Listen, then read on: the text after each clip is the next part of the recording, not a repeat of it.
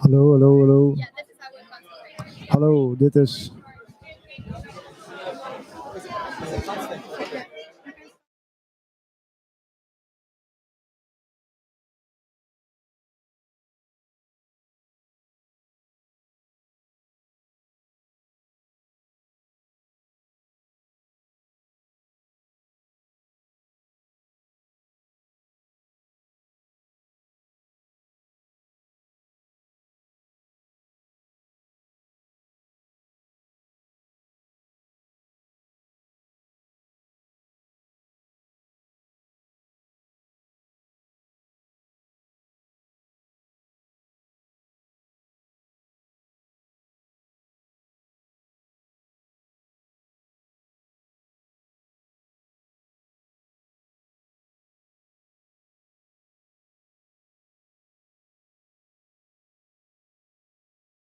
So maybe you want to hold this yourself? Okay, thank you.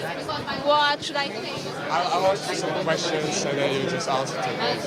Actually, in the camera. Okay, so you just can look at me. So you just... Hello. Yeah. Can you hear me? I don't know if Yeah, it's getting recorded. So... Okay.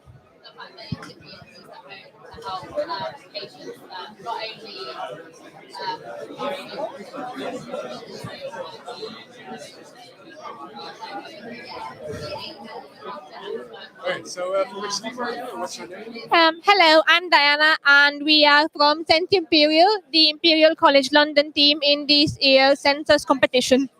And can you tell me a bit about your biosensor? Our biosensor is quite innovative in our opinion. We have decided this century should not require bulky hardware sensors anymore. So our biosensor is essentially a phone app that can take pictures of the specially designed membranes we have developed.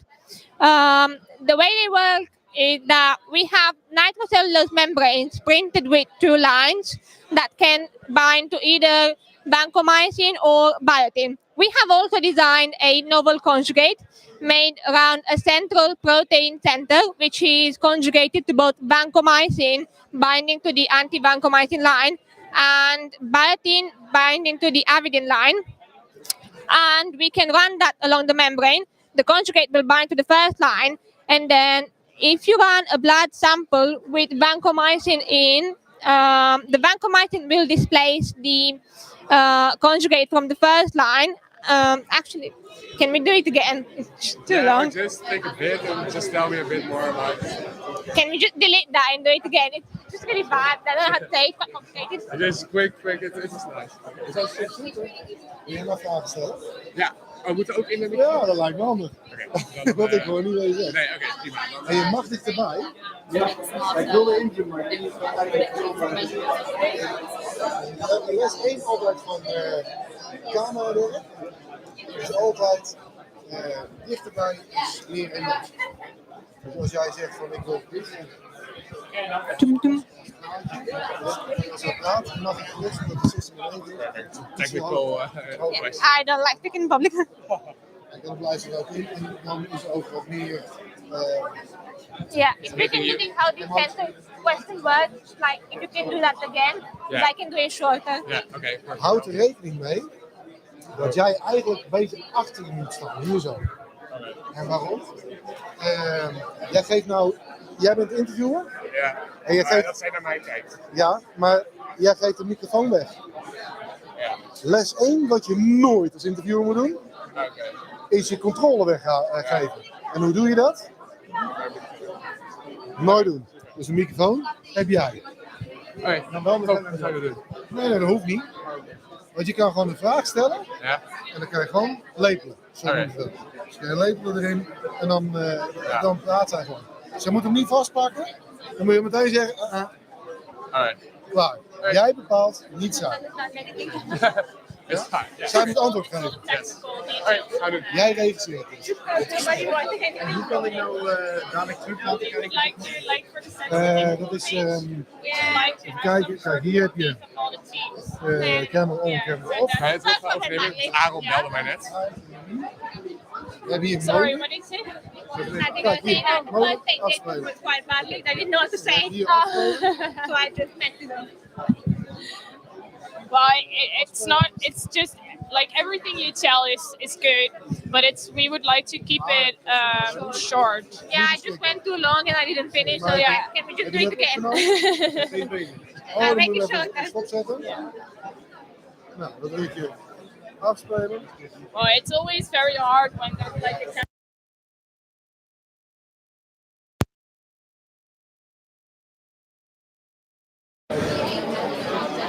Alright, so what's your name? Hello, I'm Diana, and we are from St. Imperial, the Imperial College London team in this year's SensUs competition. And can you tell me a bit about your biosensor? We hope it's going well. Our sensor is good, but it's a bit destroyed in the plane. It malfunctioned. We have some membranes and the film on them got scratched off. Now they're not working as well as they were before. Zolang die that's niet in too dood bad. gaan, Yeah, we hope for the dan is best. het goed. Okay. En dus ze mogen alle twee even hard zijn. En hij bepaalt, de audioman bepaalt wat de achtergrond is en wat. Als hij niet over de achtergrond heen komt, zoals je dat hier ziet, gaan wij het corrigeren. Ja? Nou, verder. Oh ja. Voor jou. Ja. Les 1 van iemand die interviews geeft, nooit je microfoon weggeven. Oké, is goed. Nooit. Ook al willen ze pakken, nee, antwoord geven. Om het dan kort te houden of? Nee, als jij de microfoon weggeeft, heb jij geen controle meer. Oké, zo. Kan je ook niet interpreteren op hetgeen wat ze zegt. Als ze een onderwerp heeft en je zegt van hé, maar hier wil ik hem doorvragen, kan dat niet, want zij heeft een microfoon. Oké. Dan heb je Ja. dus een probleem. Klinkt logisch. Ja. Gaan we deze opnieuw doen? Ja, is goed. Wat vroeg Luc net? Want ik Just do it again. The first one was really badly and I haven't even watched it. Oké, ik weet eigenlijk niet wat die... Oh, okay. We'll do it again. That's no problem. Alleen, what did he ask you? Because I He just... just asked where am I from and what team I'm representing, and then he asked how the biosensors work, which Ja, I ik heel veel alleen, want ik moet even dingen Ja, is goed. I don't know if there's any other questions he had. Oké. Geef jij maar het signaal als we kunnen beginnen. Een beetje... Yes. Is that okay?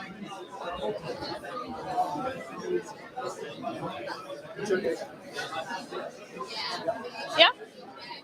Okay, so we would like to know who you are and from which team you are. So could you introduce yourself? Hello, my name is Diana, and I am part of the St. Imperial team from Imperial College London. Okay. And how is your team doing? Our team is very happy and excited to be here. We have been working really hard for the past 9 weeks to get our biosensor working, and we are hoping for the best. We also plan on learning as much as we can from all the other teams because we believe it's a great opportunity to learn a lot from international universities from all over the world. Okay, that sounds great. And can you tell just a little bit about how your sensor works? Of course, our biosensor uses a colorimetric method to identify vancomycin concentrations. We employ some nitrocellulose membranes onto which we will put the blood plasma samples, and it will flow along the membrane, giving a specific color depending on the concentration of vancomycin inside the sample. We have a phone app that we use to take pictures of the membranes once they are finished. And the phone app will take the picture and correlate the color intensity to a vancomycin concentration. We believe this to be a very cheap, accurate, and patient-friendly biosensor because it does not require any sort of training or maintenance. It's just very straightforward to use, and we believe the future of biosensors in general should be software based rather than hardware based. Okay. Well, thank you very much and good luck. Thank you very much. Can I see how that was? Is there any chance so I can see how that went or not? You can see it on the SensUs digital website. I wasn't gonna make it delete just to see how it went. Thank you very much.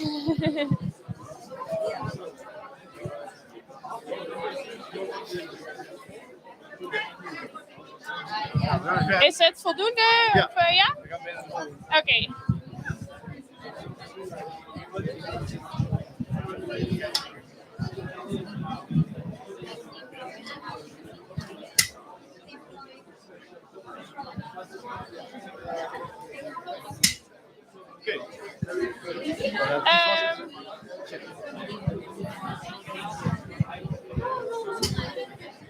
Even kijken, ja, misschien kunnen we wel gewoon een tafel hiernaast.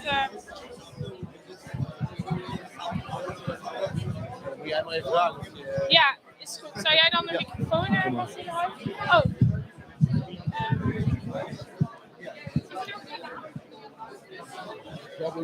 The guy who can do it is just dealing with all the touches. So Okay. You don't want to do it? not It's just like a small introduction of your team, and maybe shortly or briefly say how your sensor works. It doesn't have to be very extended, just for the SensUs digital website. so you ask a question, or I'm just I'll ask you a question like about the team, how is it going, and how are your results so far, for example. Yes? Okay, great. where am I standing? Like in front of the desk?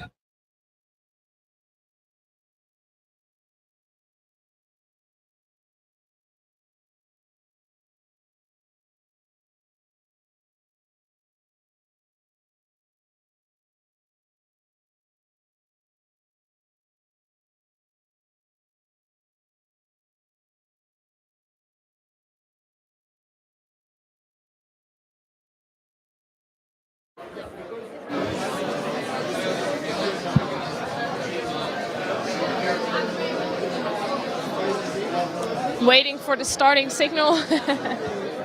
Yeah? Okay, so could you introduce yourself? So my name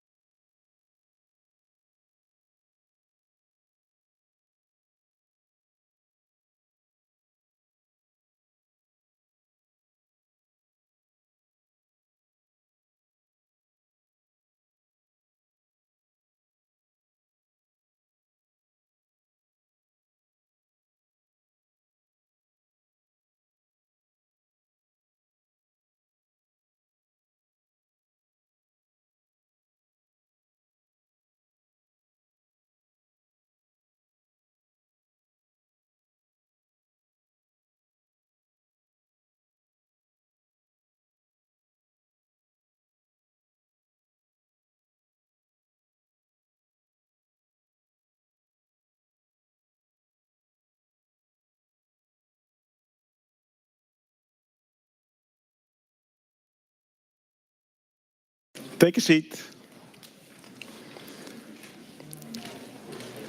Okay, welcome everybody to the finals of SensUs 2018. Welcome to the teams. Many of them team members are still at the biosensors, but many of them are also here. Welcome to the jury. Welcome to university representatives, company representatives. Welcome to healthcare professionals. Welcome to family and friends and everybody here in the audience, and of course also the people looking at the live stream. Sorry. My name is Menno Prins. I'm the founder of SensUs, and I'm very happy to open here the contest of the third edition of SensUs. The aim of SensUs is to stimulate education and innovation in the field of biosensing with a worldwide scope. And we do this by organizing this international student competition every year with a different theme. Today we're going to admire 13 teams of students coming from universities in North America, in Asia, in Africa, and in Europe. And they've worked for about a year on developing a biosensor that works. And this is a very, very difficult challenge. During the past year, all teams have focused on one theme. It's biosensors for measuring antibiotics for use by doctors and patients. Antibiotics are pharmaceutical drugs that help to stop bacterial infections. And the first antibiotic was penicillin, discovered by Alexander Fleming in 1928. Thereafter, many more antibiotics have been discovered and developed, and they have saved hundreds of millions of lives. However, there's a problem. Antibiotics have to be used with caution. First of all, there's the big problem of overuse of antibiotics, because this makes bacteria more and more resistant against the drugs. And this has evoked the installment of so-called antibiotics stewardship programs, trying to minimize the unnecessary use of antibiotics.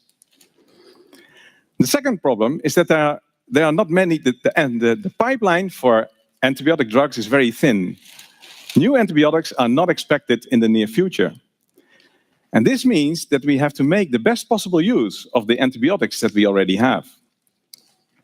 And that links to the third problem, because the antibiotics that we already have, they come with standard dosing schemes. And these standard dosing schemes are often wrong. Many patients receive too much of the drug, which is harmful to their health. And many patients receive too little, and then it doesn't kill the bacterial infection. So now I want to show you a movie of a patient who has been treated with vancomycin. And that is the antibiotic that is central in SensUs 2018.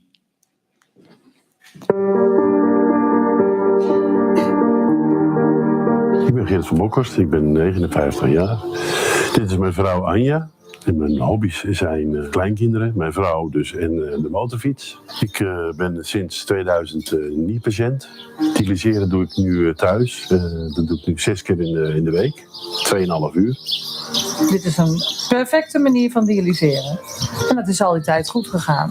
Alleen ja, dialyse is natuurlijk sowieso slopend voor je lichaam, maar ook een risico. Want 6 keer in de week in de shunt prikken je. Ja, je blijft van buiten naar binnen gaan en direct in je bloedbaan.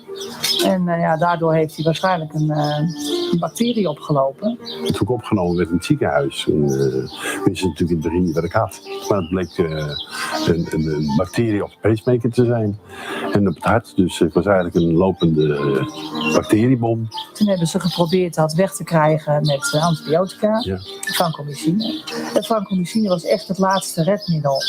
En dan in hoge dosis. Met alle gevolgen van dien. Niet eten. Nee. Vreselijk pijn in zijn nek. En je zag hem wegzakken. Je zag hem zijn adem inhouden. Hij kreeg vreselijke pijn in zijn nek.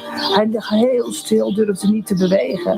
De eerste keer dat ze dus die vancomycine toegediend hadden, toen was ik ook zo ziek dat ik werd er eigenlijk niet zoveel meer van.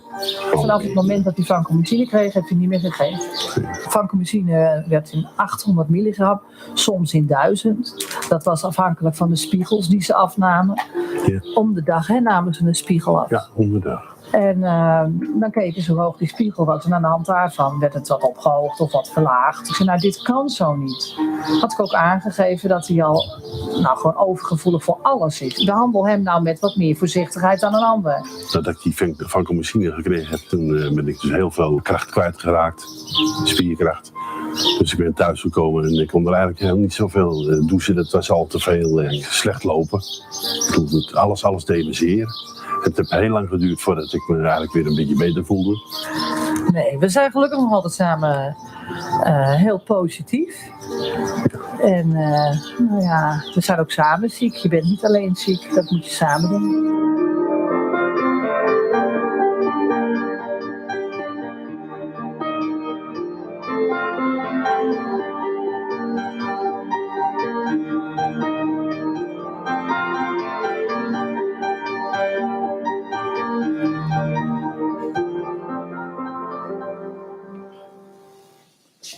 Okay, so this movie shows that dosing is something very personal and that the dose has to be regularly adapted.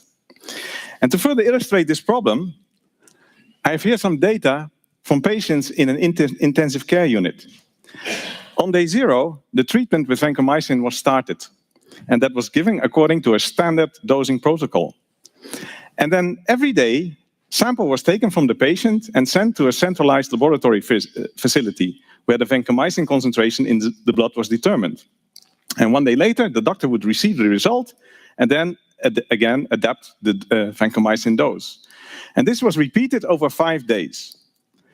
Now, in spite of all these efforts, you see that at any moment in time, about half of the patients, they receive either too much of the drug or too little of the drug.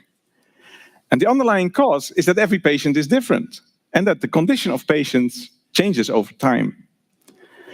And this is where a biosensor can help, because if there would be a biosensor for vancomycin, then very easily and rapidly the vancomycin concentration in the blood could be tested, and then immediately the dose could be adapted.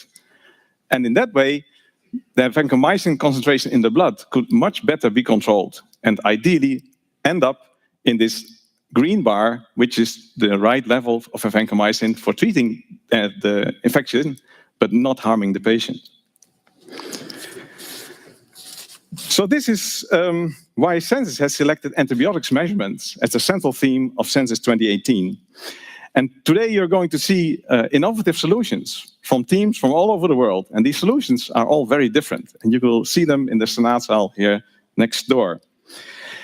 Teams, we are very excited to see your solutions, to see the product of your creative spirits and of course your hard work. Because you've worked on this for many months, up to a year even.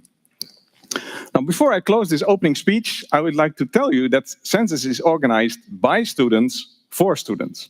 And the students who organize the SensUs competition, you can recognize them by the white shirts with the red SensUs logo on the back. And they have been working for about a year to organize this competition. And I rely completely on them for the organization across the whole year. And actually, this event is just as exciting for them as it is for the 13 teams who have traveled to Eindhoven to show their biosensors to you. So I would like to close by wishing you an inspiring, exciting, and successful SensUs event. And now I would like to hand over the microphone, give the floor to Bart Engelen. He's the vice chair of this year's SensUs organization, and he will take you through the program for the rest of the day. Go ahead. So, thank you, Menno.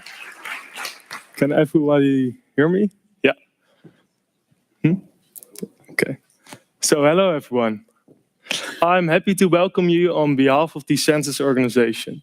For the past 10 months, the teams have been developing their biosensing prototypes.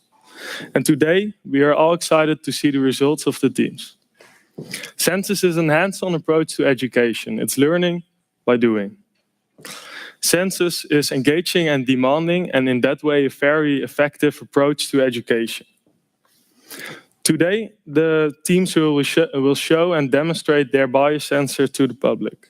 They will receive blood plasma samples without knowing how much antibiotic is inside.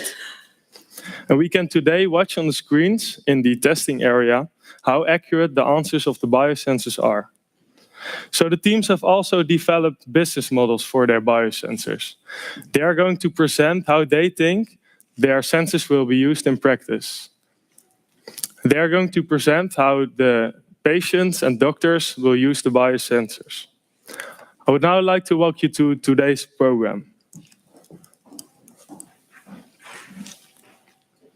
So after the ceremony, we will kick off the day in the testing area and count down to the moment when the first samples will be tested in the biosensors. The testing event will happen in a testing area next to this auditorium. So when the testing event is finished, the technical and translational potential pitches will be presented by the teams. And finally, we will close the day with a networking drink. So about the testing event. This year, the students have focused on the detection of vancomycin, which is an important antibiotic drug. The teams are going to measure vancomycin in real blood plasma samples. These measurements are really difficult because of the small amount of vancomycin, the small amount of blood, the short period of time, and the complexity of the fluids. So the teams have been addressing a very difficult challenge, and therefore I would like to ask you to keep some distance from the testing tables to prevent disturbance of the measurements. So how will the testing event work? The teams will receive 24 different samples within a period of 2 hours. So this means that the teams will receive one sample every 5 minutes. The teams will receive the samples in a random order with different concentrations of vancomycin.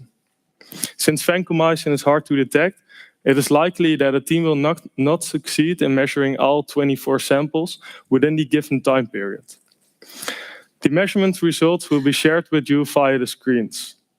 So over time, you will see more and more data points appearing on the screens.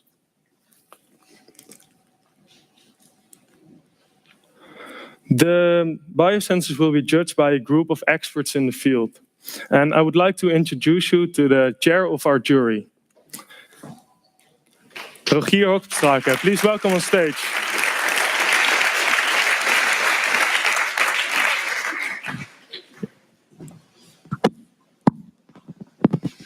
Thanks a lot. Wow, it's a great day, guys. It has been great the last 2 years, and it will be a great event again. So my name is Rogier Hopstaken. That's a hard name for foreigners, so you can call me Dr. Roger if you want. I'm a family physician with some strange hobbies, and these include the diagnosis and management of respiratory tract infections, and including the added value of point-of-care testing. Next to that, I work as an innovation specialist at a newly merged corporation called Star SHL. You can forget that, but we deliver diagnostic services for about 2,000 doctors in the Netherlands. I'm invited to introduce the jury. That's a hard task. We have the best jury ever, but also the largest one. So we have decided not to mention every name. Don't feel offended, but it's because of the time restrictions. But as you can see, there are 2 parts, 2 separate juries. One is a jury of the university representatives. You must know one of them at least, your own supervisor. And in addition, there's a healthcare professional added to this jury. And then on the other side, on the white side, we have the jury, which is a jury consisting of people from academic world, industry, and healthcare professionals. Should I already mention what kind of awards they are going to? Well, there are 4 awards this year. Oh, sorry, Rogier. The first award is the Analytical Performance Award. This award will be given to the team with the biosensor that performs on 4 aspects, which are accuracy of the biosensor, the testing speed, sample volume size, and sample handling. This is all evaluated by an algorithm, and based on its numerical outcome, the jury will determine which one is the winning biosensor. So the teams will also be judged on creativity and on translational potential. Could you introduce this award? Well, yeah, the translational potential award means that we are going to assess the chances that your biosensor will make it into the real world. And we judge aspects like business aspects, but also on the device itself. And of course, the added value for patient care and your ideas for the future. It's about patient care tomorrow, but also today, but also about tomorrow in the broadest sense. And then there is the Creativity Award. This will be judged by the university representatives.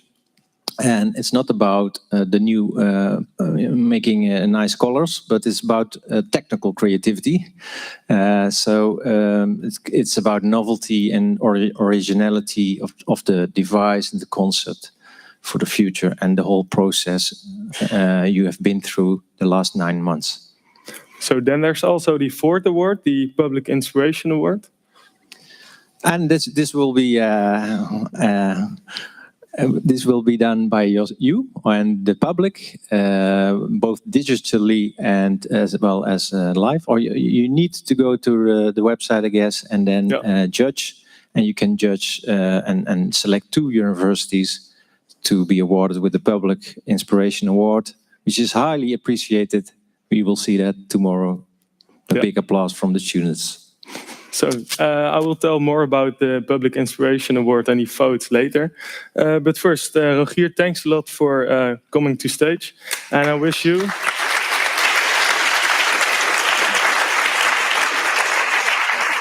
And I wish you and the rest of the jury lots of success in forming your judgments today. Yeah, and I just want to add, just have fun, guys, because you already made it. This is really great, so have fun today. Yeah.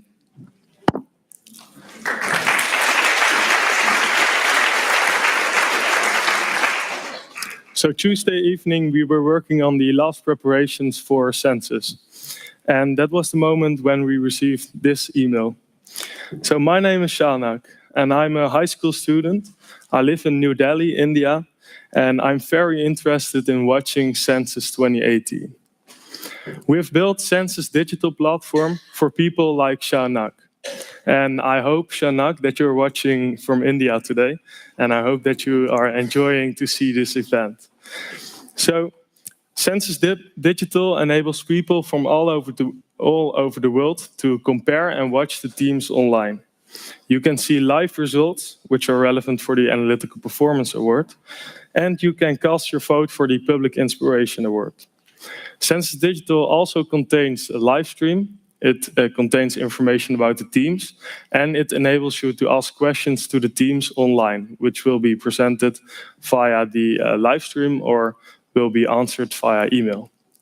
So as mentioned before, you can cast your vote for the teams that inspired you the most during SensUs 2018. You can do this via the vote button. During the process of voting, you will receive an SMS message on your mobile phone, which with this we verify your identity and your vote. So please share SensUs Digital with all your friends and family and stimulate them to vote and to follow the competition online. So before I will introduce you to the teams, I now have the honor to introduce you to the rector of Eindhoven University of Technology, Professor Frank Bayens. Professor Bayens has a background...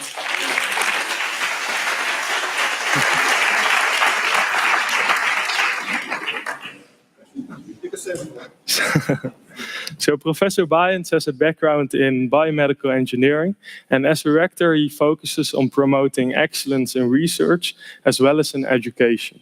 And SensUs is a novel approach to education, and therefore we are very happy that Frank Bayens has offered to say a few words to the teams today.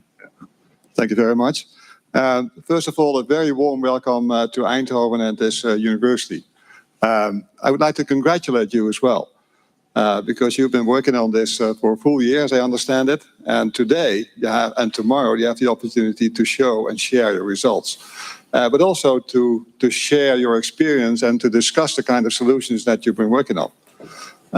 Taking inspiration from some of these biomedical problems usually is not very difficult. Like it's just been said, I've been working on this field for about 20 years myself. But coming up with a solution is a different matter. It quite often requires very advanced technology, and you probably have faced that yourself. But having the technology right is only one thing. Coming up with a system that works is something else. And also thinking about the business case, and I understand you're doing that as well, is yet another challenge. And taking all that together, I think, is a beautiful thing to do. And I'm really happy to see that you've been willing to team up with your colleagues, forming a multidisciplinary team and trying to address all these challenges at the same time in a limited time frame. And we've taken actually quite a bit of inspiration from our student teams, and SensUs is one example thereof, but we have more of these student teams in our education. If you look at the future vision that we have developed at this university, then this what we call challenge-based learning, learning in multidisciplinary teams, is one of the key development areas in our future educational model, which means that you are the example of much of what we're going to do in the future of education. Having to learn our students to understand really deep know-how and the kind of technology that is needed, but also having a perspective at the systems level is key, I think, for the future in engineering. We take many examples in this area where people build exceptionally complicated devices and machines. You can only do that if you have the ability to work in a multidisciplinary team and at the same time know what you're talking about. Now, I'm confident that you have all that because you now have a working prototype. So I'm really interested to see what comes out of it. I wish you a lot of success with it. Tomorrow in the afternoon, I think we'll get the results of it. I also would like to thank all the participants in the jury and the supervisors that are willing to spend that time and effort in either supervising the students or making a judgment and see how it works. I really appreciate the fact that you are willing to spend your time and effort in this. I know how difficult it is. I know how much time pressure there is on each of you. So thank you for being here in Eindhoven and participating in the SensUs competition. Best of luck. Thank you very much.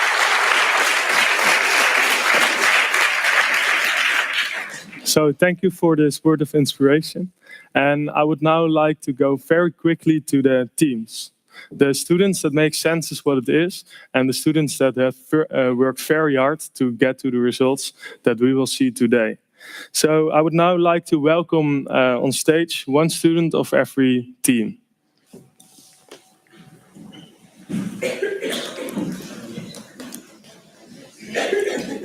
Yeah, please give them a hand.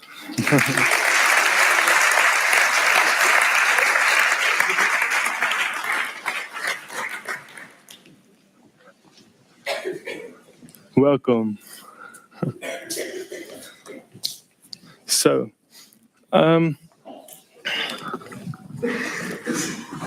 could you please introduce yourself?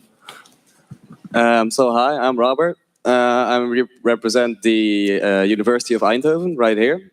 Team Test, the TUE sensing team. And we're a team of 11 people.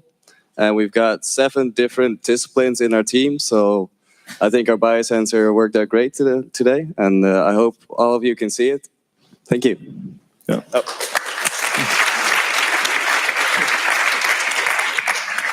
Hello everyone, my name is Jerry Huang from China, Zhejiang University, and our team name is Team True Sense from the motto of our university.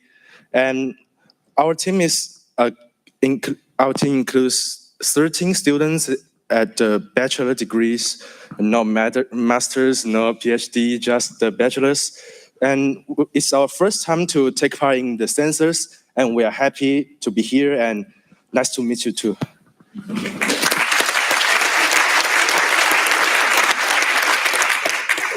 Hi everyone, I'm Alex. I'm from Switzerland, so the team SensUs. We are 8 master students from the EPFL, and we are very happy to be here to present our biosensor to you, and we really look forward to see you at our stand this afternoon. Thank you.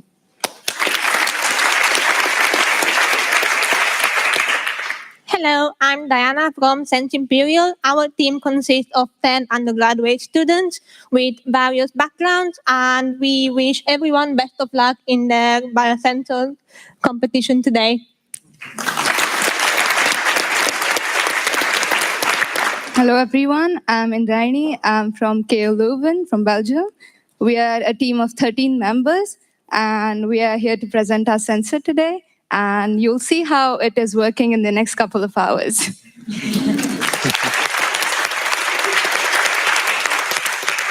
Hello, everyone. My name is Alice. I'm from SensUs from North Carolina State University in Raleigh, North Carolina.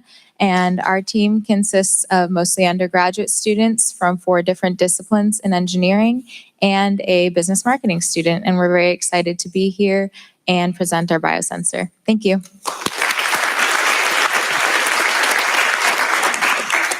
Hi, my name is Mark. I'm from the Vango team, and we represent the University of Glasgow and Scotland in this competition.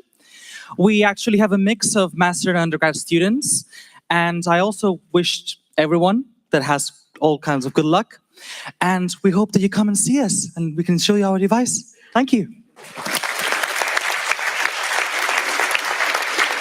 Hi, I'm Marie Tanius from the American University in Cairo, Egypt.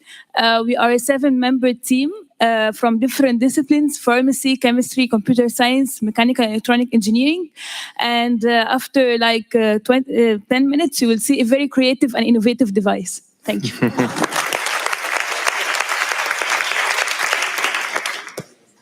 So I'm Paula. I'm with the Excellence team. I'm representing the VTH in Germany. First of all, thank you for the SensUs competition and the possibility of participating. And also, we are a multidisciplinary team. We are also multiple nationality and multicultural team. We are all 12, and 10 of us are here today. So, feel great success to all of you, and let's see how it goes.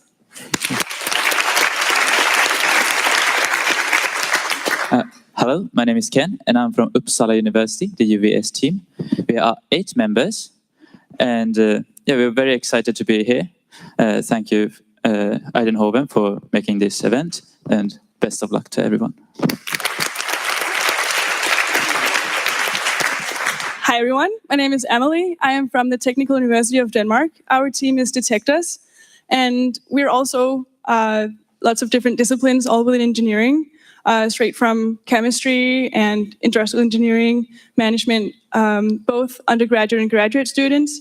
And of course, we're extremely happy to be here, but I just want to apologize in advance when we take all the trophies home. Just sorry.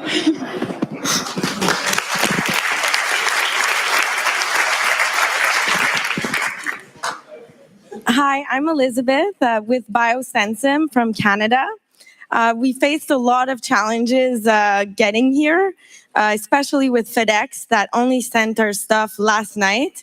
Then while working on it, our power supply blew up. So we worked really, really hard together to come up with a new solution, and can't wait to show you our new detection method that's even cooler than the first one. So come see us.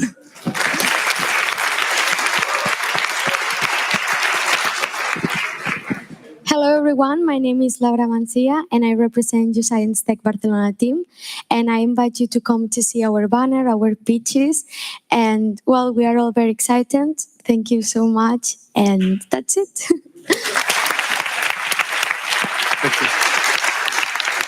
So, thank you guys, and good luck today. The moment that we will together kick off SensUs 2018 by measuring the first samples in the biosensors is almost there.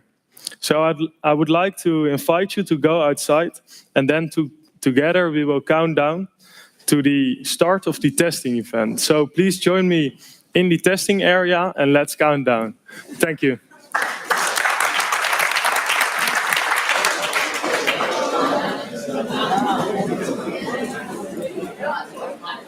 Introduce yourself, please. Okay, my name is Abdul. I'm from Uppsala University, from the UVS team, the Swedish team. I recently graduated from my master's in toxicology, and I look forward to starting a PhD soon. And I feel like this project gave me a lot of expertise and a lot of background that will help me at that point. Okay, thank you. And how is your team doing today? Well, as in any scientific project, there are challenges. We have a few challenges of our own, but I think that everyone is doing their best and trying to make the most of what you have. So I'm proud of my team at the moment, and I look forward to see how we end up at the end. Do you already have some good results? Yeah, I could. Some of them might be good. Some of them might not. You're keeping the excitement. Yeah. It's high. The suspense is high. And could you briefly explain how your biosensor is working? Okay. So our biosensor is based on a paper from 2001, which uses a technique known as diffusion immunoassays. This paper hasn't been repeated for a while, so we thought we'll try to get this technology using modern technologies to try and adapt it to a smaller scale, more portable scale, cheaper scale. It works via exploiting the difference in diffusion coefficient between the antibody and the vancomycin. So antibody is much larger molecule than vancomycin, so it diffuses a lot less. And when vancomycin binds to it, vancomycin becomes like less able to diffuse as well. So we have like a microfluidic channel where you have two streams, one containing antibody, one containing the sample with a fluorescent version of vancomycin in it. And then once it binds to the antibody, it builds up in the center of the channel. Then we take like a video of that using our home-built fluorescent microscope. And then using machine learning, we're able to assign each video to a concentration value based on our pre-calibrated results. And that allows us to get really fast measurements in a very convenient way. So it's basically basically in essence a competitive immunoassay using machine learning as a detection and analysis tool. Okay, sounds really good, really interesting. And is your team multidisciplinary, and how does that add to your solution? Our team is so multidisciplinary that we only have like one Swedish guy in our team. No, it's very multidisciplinary. So like I said, I'm a toxicologist / forensic scientist. We have an electrical engineer. We have an immunobiologist. We have like a sort of a businessy person. We have a computer scientist, theoretical physicist. So people from everywhere. And it helped a lot because it brings in different backgrounds and different expertises. So I might see something and the other person might see something else, and then we can share those views and come to a consensus. And I feel like we benefited a lot, maybe not only on our biosensor, but only through sharing our experiences. And I'm sure that each individual person in our team has helped the other person within their like creative and professional lives. So really, really, really nice working with them, and I would love to continue working if possible.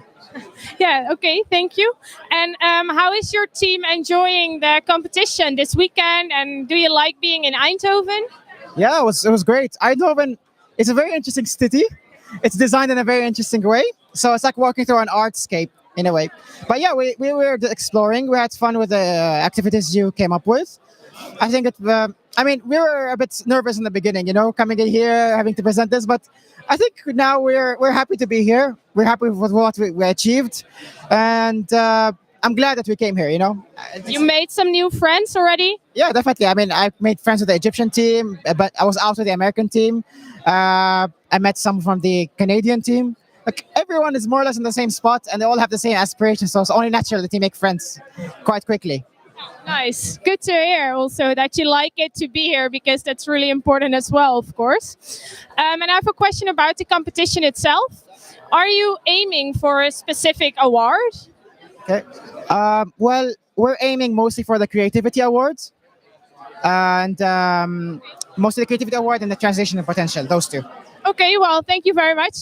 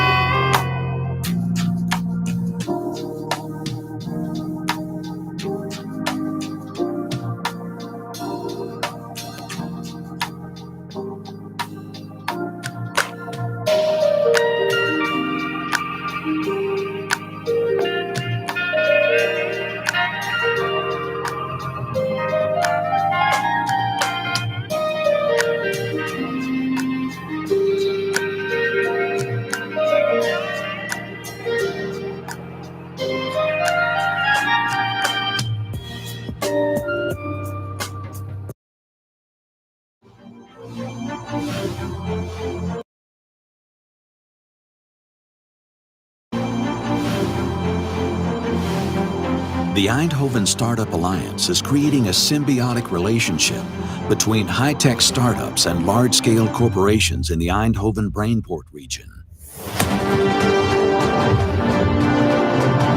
The founders of the Eindhoven Startup Alliance, ASML, Philips, BAM, High Tech Campus, ABN AMRO, EY, NTS Group, and HVG are on a mission to accelerate at least 100 high-tech hardware companies by 2020 and produce at least 20 that join a high-growth curve, becoming the next original equipment manufacturers, the new industry giants, creating thousands of new jobs. The vehicle to achieve its mission is High-Tech XL, a framework of programs designed to drive startup growth from ideation to scaling up, supporting promising startup and scale-up teams to bring their technologies to market. Together, the Eindhoven Startup Alliance will dramatically boost the impact of innovation in high-tech hardware throughout the world.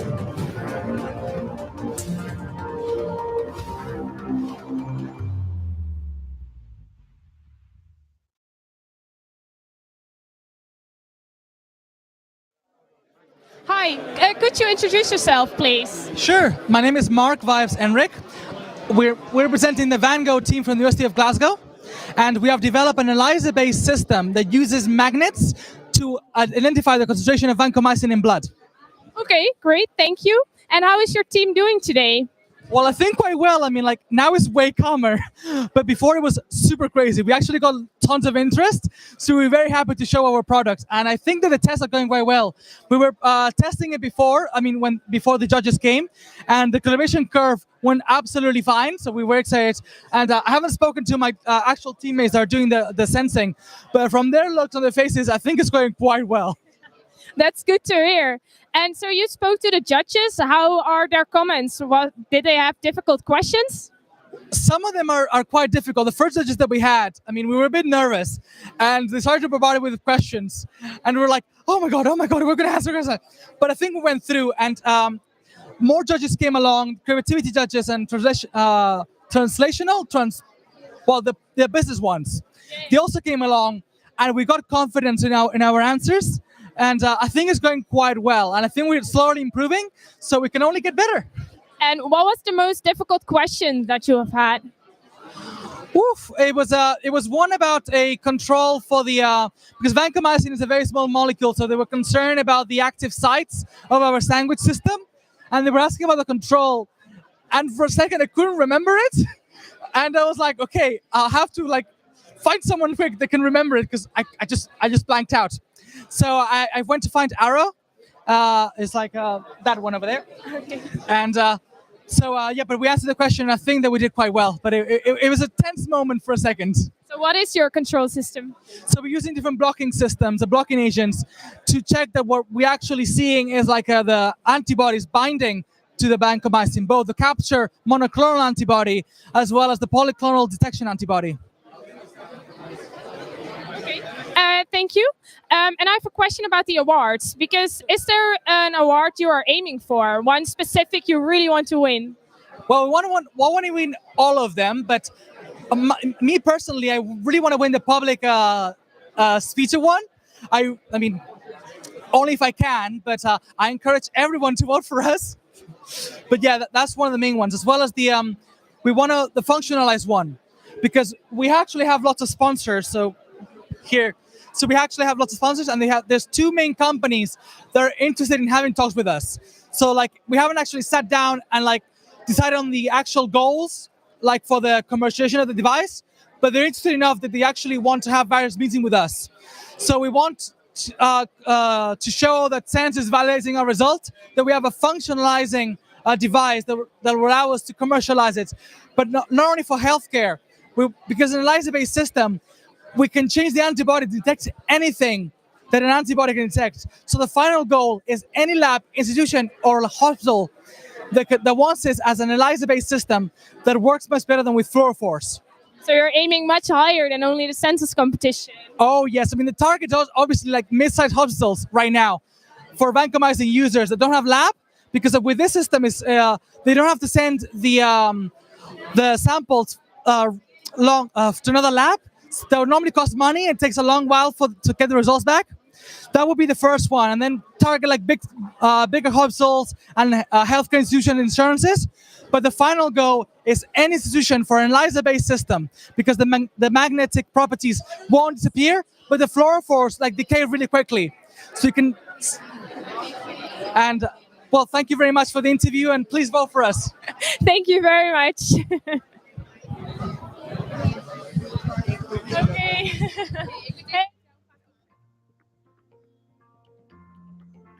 Hi, I'm Andrew Baker Campbell. I work as a consultant at the Technology Partnership, a company that develops new products and new technologies for our clients around the world. When a client pays for our help, they get a team of people who can both come up with new ideas and then take those ideas all the way to a finished product. What attracted me to TTP was a chance to be innovative, but also to have an impact on the real world.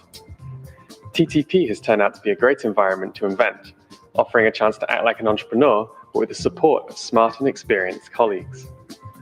Working at TTP has given me a chance to work with lots of different industries, from products you would sell in a DIY shop to parts for satellites. My days are pretty varied too. One day I might be working in the lab in the morning and then talking to a Far East manufacturer in the afternoon. Another day I might be traveling to meet a new client overseas and getting to see their high-tech factory. At the moment, one of my developments is a new kind of gas sensor. It's my hope that this sensor will drop the cost of monitoring patients' breathing in hospitals, improving care here and also in the developing world. So how do you get a job like this? A true passion for technology is a must, as are great analytical problem-solving skills. A strong physics or engineering degree from a top university is a minimum requirement. We're looking for people who follow trends in tech and can have a fun conversation about them. Maybe people who've been involved in technology clubs at universities, spent their summer at an interesting company, or have even been involved in a startup. If you want to know more, visit www.iop.org/careers, and good luck.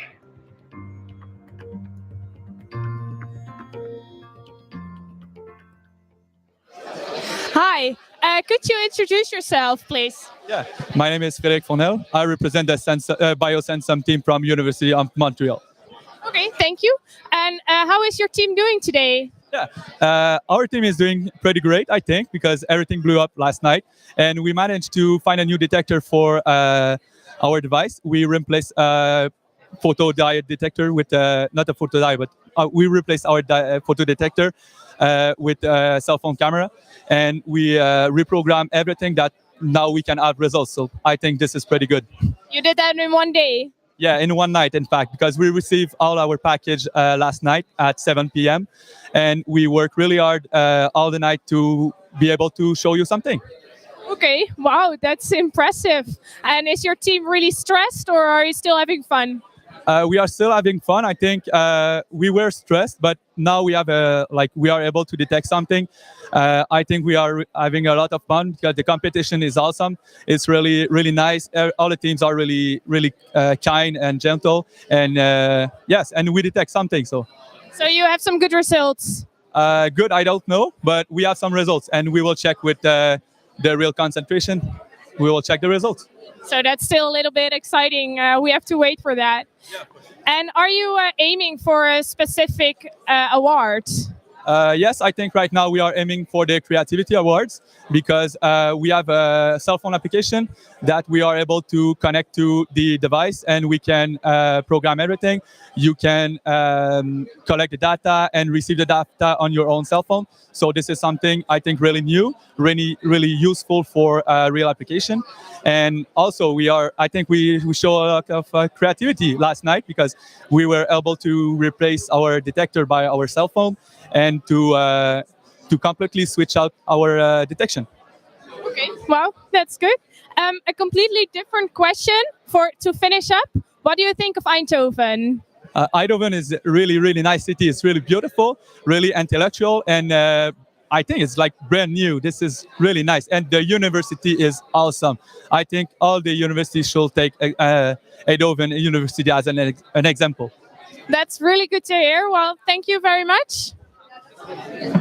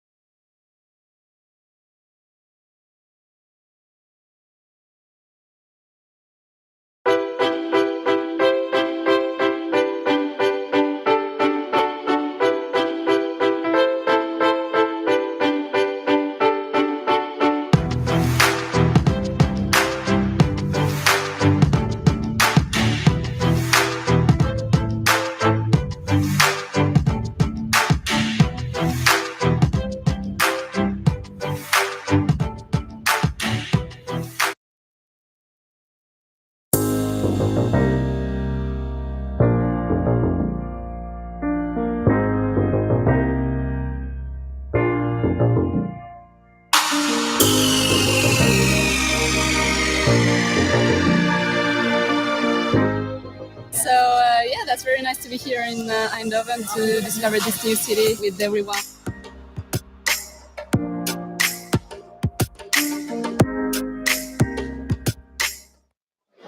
So, how is your team doing today? Can I hold it or yeah? So we started off with a. Oh, is it lower? Okay, it's okay. Okay, so we started off with a rather unfortunate. I don't know what to call it, but our samples didn't go as well as planned, and right now we're still trying to fix everything and just hope that it works out. But it could have been better. Let's say that. But your biosensor is working, so you can measure or not? Yes. So our biosensor is working, but it's just not giving the results that we would like it to give. But it might still work out. I'm not sure. Everything's unsure right now. And how do you like the environment and the public of the competition? Oh, it's great so far. It's been a bit crowded as well, but I think it's fine for now. We'll see about tomorrow if it's even more crowded. But the people are very nice and everyone's asking questions, so it's fun to interact with everyone. Yeah, it's great. It's great. Yeah. What do you think of the other biosensors from the other teams? I've actually not had the chance to look around at everyone's biosensor, but I've seen some pretty crazy ideas, so it looks cool. It's cool. I'm not sure if they work, but yeah, it's cool. And are you going to be in the competition next year? Yes, of course. We're the hometown team, so we're joining every team every year. So. But will you be in next year's competition? No, so our team changes every year. So I won't be there, but a different team. Okay, thank you.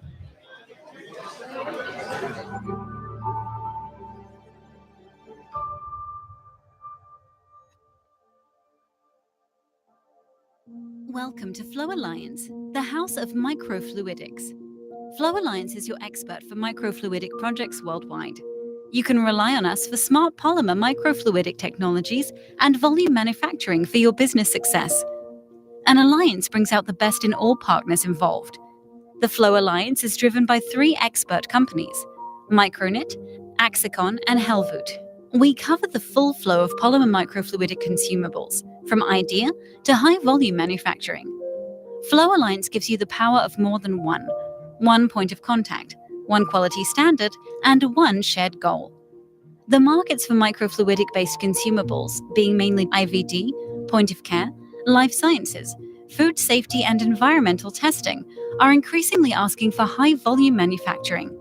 In most cases, the use of a polymer material for the core parts is preferred because of scalability and economics. This is our world, and we are eager to work with you.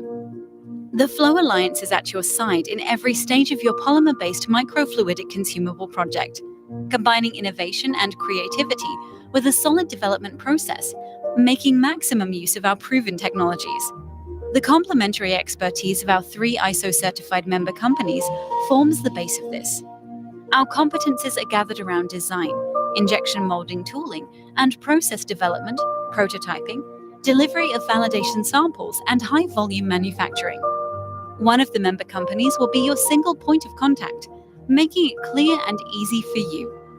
You will experience us as a professional and friendly partner with clear structures to support your microfluidic solution. Flow Alliance offers 25 years of experience in the replication of nano and microstructures in optically clear products and can fully support your development and production demands. With our optics capabilities, we enable direct optical readouts in the chip. We provide know-how on optimal molding processes, sample preparation, flow control with integrated valves and pumps, surface treatments, and bonding processes. Also, we offer reliable, high-quality manufacturing in injection molding, post-processing, hybrid assembly, and packaging in certified clean environments. Visit us at flowalliance.com and find out more about the shortest way to your microfluidic solution.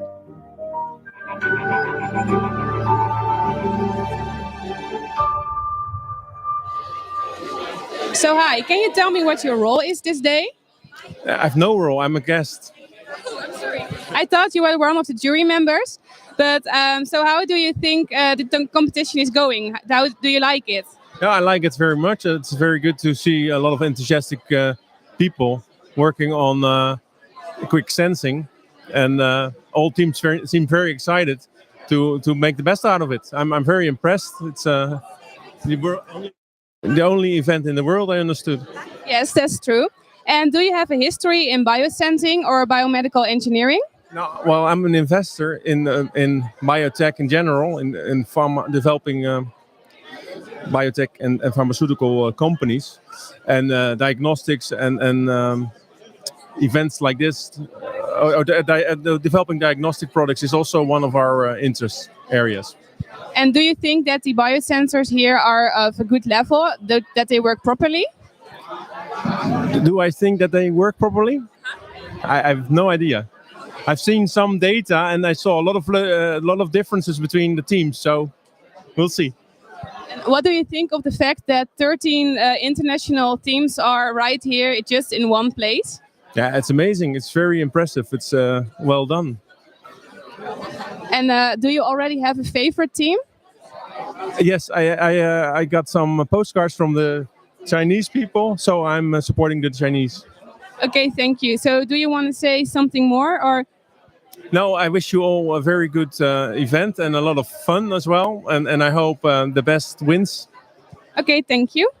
It's at the core of Medtronic, something that inspired our co-founder Earl Bakken when he developed the first battery-powered pacemaker, a value instilled in our mission to improve the lives of patients. We call it meaningful innovation, and it's the spirit that drives us. This belief has propelled us to create products that help 2 people every second. We believe patient-focused innovation and strong partnerships are the keys to an even better, more impactful future.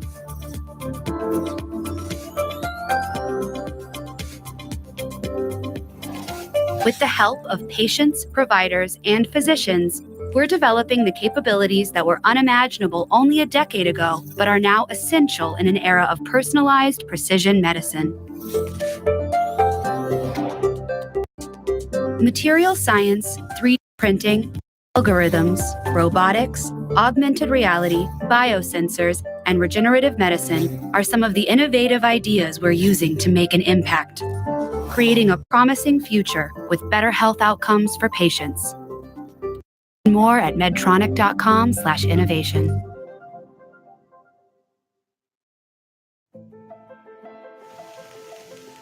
We monitor what we eat, how long we sleep, and how many steps we take. In an increasingly digitized world, we are becoming more active participants in our own health. The next logical step is to monitor what is inside of our body. Using biosensors, small devices that are capable of tracking down and detecting specific molecules in our body, we can better monitor our health and detect diseases that we cannot see externally. Every now and then, people become ill. Some people get better soon, but many have to face a long recovery period. People who have been discharged from the hospital are bound to require frequent checkups. A biosensor could enable those patients to perform these measurements by themselves in the comfort of their own home. With the development of new and better biosensors, we can improve the quality of life. This is where SensUs comes in. SensUs is the annual student competition on biosensors for health. Student teams from all over the world come together to compete with their newly developed biosensors.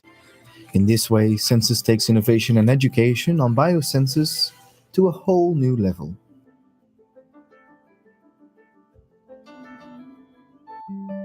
At Micronet, we design, develop, and produce state-of-the-art devices for microfluidics and MEMS applications for distribution all over the world.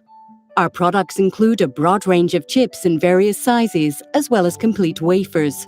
We have the capabilities and processes in place to develop tailored solutions from design to manufacturing. For example, a microfluidic chip in a cartridge generates accurate quantitative results within minutes.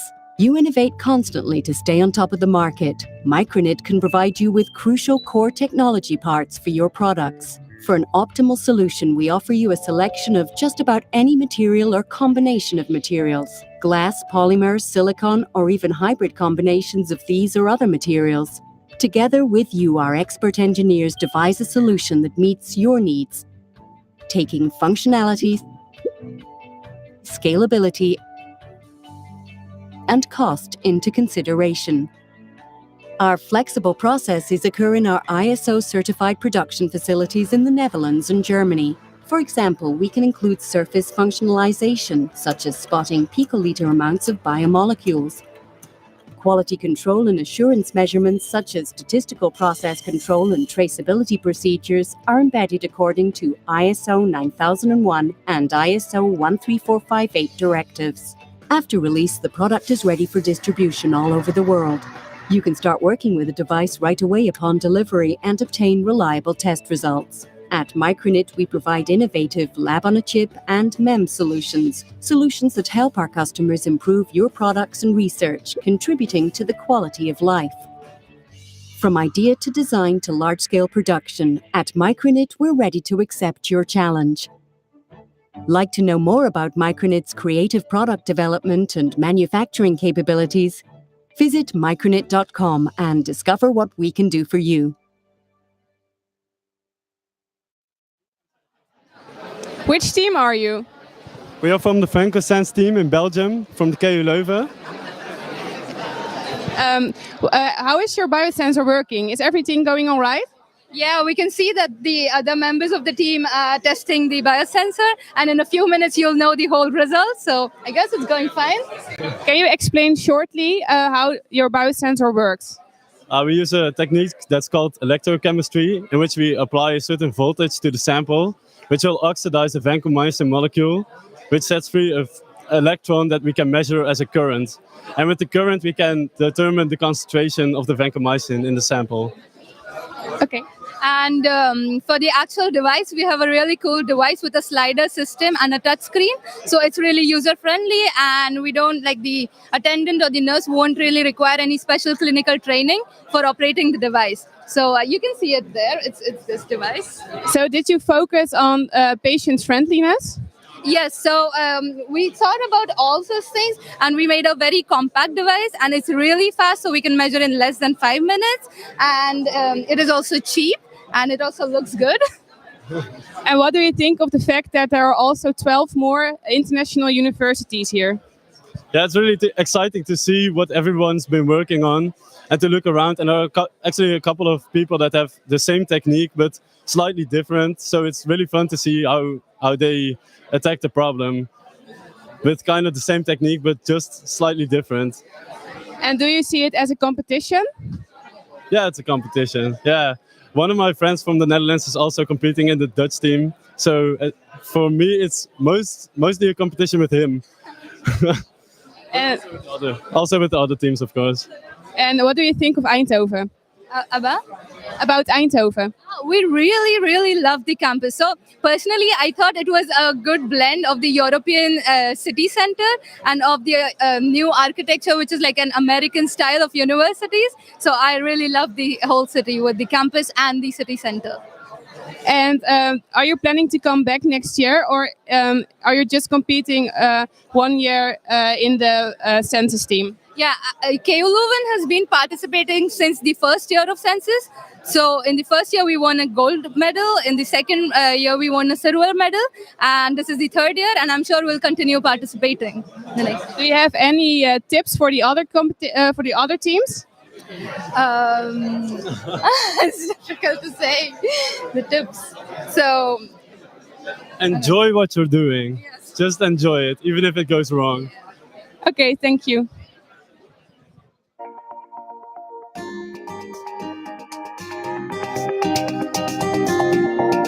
Turning an electrochemical application into a commercial product is easier said than done. Your resources are limited and speed is essential, as the time to market is now. The Embedded Potentiostat, or EMSTAT, allows you to translate your sensor application quickly into an end-user device. At PalmSense, we provide 3 OEM services: hardware modules, software development, and end-user solutions. The first OEM service is the EMSTAT module. It offers a wide range of electrochemical techniques, such as square wave voltammetry, chronoamperometry, cyclic voltammetry, and many more. The board holds a wide range of communication options, including USB, Bluetooth, and TTL. The EMSTAT module has been designed in a way that is easy to prototype by connecting it to an external microcontroller like an Arduino. The second OEM service we provide is software development. By using our libraries and sample code, you can quickly develop your standalone system or develop an app for Android or Windows. Of course, we can also do this for you. The third OEM service we provide is end-user solutions. We deliver a full end-user product with your own logo, starting at low quantities. PalmSense is an independent company active in more than 100 countries. We can provide you with solutions that will turn your electrochemical application into a fully customized product for commercial use. The MStat OEM Starter Kit is ideal to get started with your MStat project. Contact us for more information or visit our website, palmsense.com/OEM.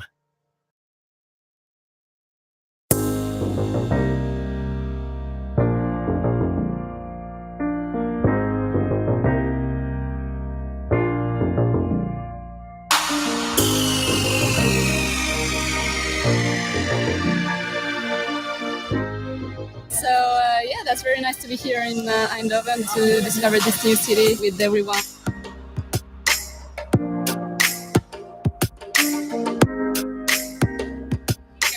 Me. So how is the competition going?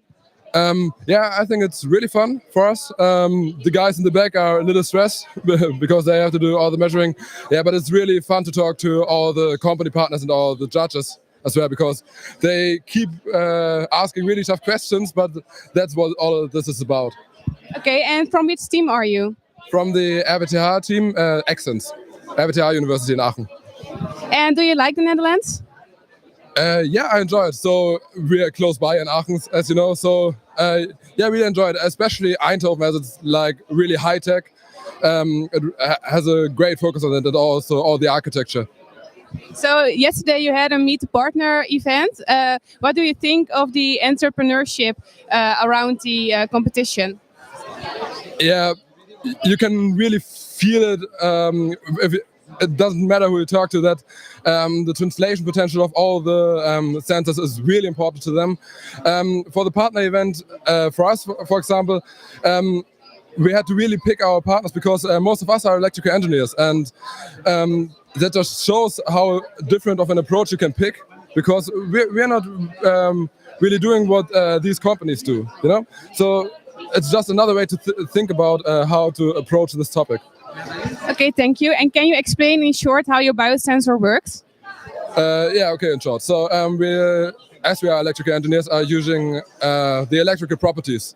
So we have on the chip interdigitated electrodes and are measuring the impedance between them. And on top we have a polypyrrole layer and antibodies. So if the vancomycin molecules bind to the antibodies, and by that we measure a change in impedance, so we can measure the concentration of vancomycin. Okay, thank you. And do you like being in contact with all kind of other students from international universities? Yeah, of course. I think in our team it's very special as well, because we're a German team and we have only like 4 Germans. So we're a very international team in itself. We only speak English. But that really helped us to get in touch with all the other teams. So yeah, I really like the international atmosphere. And what do you think of the competition in general? The the mood. And can we also ask him a question? What was the second one? If we can go. These guys are really busy right now. That's not. But what do you think of the competition in general? I think it's great. It's. I think everybody here feels like he's doing something good. Yeah, we're really bringing science forward, I feel like. Yeah, really like it. It's a great opportunity to get in contact with partners and with companies. And it also really widens your horizon and how to think about how to approach such a project. Okay, thank you. And will you be in the competition next year? I don't know. I would think about it, but probably not, as it's really time intensive. And I have some other studies to do, but maybe I would just, like another member of last year helped us, maybe I would just help the team. So that's, yeah, I think that's nice. Okay, and what was your role in the team? So my role was partly in organizing, but also as a group leader to develop a PCB and a chip holder for our chip. Okay, because at what departments does your team members come from? Again, please. From what departments do your team members come from? Yeah, so as I said, most of them are electrical engineers. Like this is our one informatics guy for data analysis and just software. And also we have one guy from the USA who did almost all of the biochemistry. He has a biochemical background. And also there's one girl for the web page design and everything. So there we have different fields, but mainly, as I said, electrical engineering. Okay, and for now, are you satisfied with the results from your biosensor? Honestly, I try to not ask them not to disturb them. So from what I saw in the testing in front, where we knew the concentration there, I was satisfied. But I don't know how the competition right now is going. And did you have any award in mind you want to win? For example... Okay, it's finished. Sorry, it was a very long round.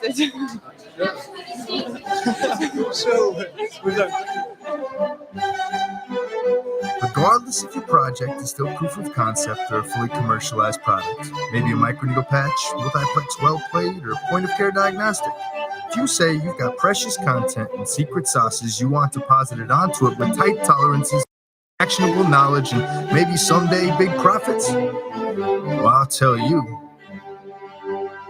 I'm so glad we met, because we shoot microscopic biological droplets at objects targeted with high-powered optics. Piezo cannon hits its mark spot on like constant. Yes, the best is handcrafted, and our craft is awesome. We are Sania, and we want to help you paint pictures of health. We know science is an art, and data is wealth, so we'll give you more of all of these than anyone else. Don't take my word for it. Bring us your challenges and find out for yourself.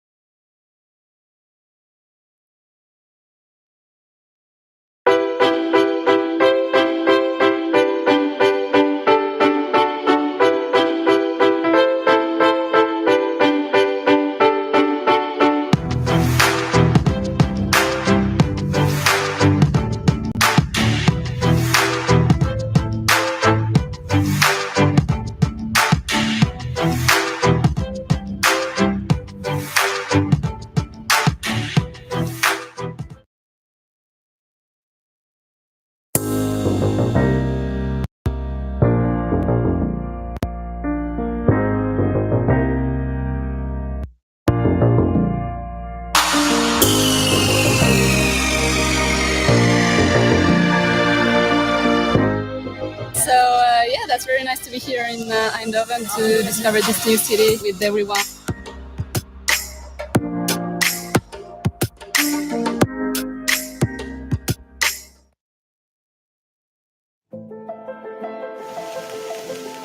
We monitor what we eat, how long we sleep, and how many steps we take. In an increasingly digitized world, we are becoming more active participants in our own health. The next logical step is to monitor what is inside of our body, using biosensors, small devices that are capable of tracking down and detecting specific molecules in our body. We can better monitor our health and detect diseases that we cannot see externally. Every now and then, people become ill. Some people get better soon, but many have to face a long recovery period. People who have been discharged from the hospital are bound to require frequent checkups. A biosensor could enable those patients to perform these measurements by themselves in the comfort of their own home. With the development of new and better biosensors, we can improve the quality of life. This is where SensUs comes in. SensUs is the annual student competition on biosensors for health.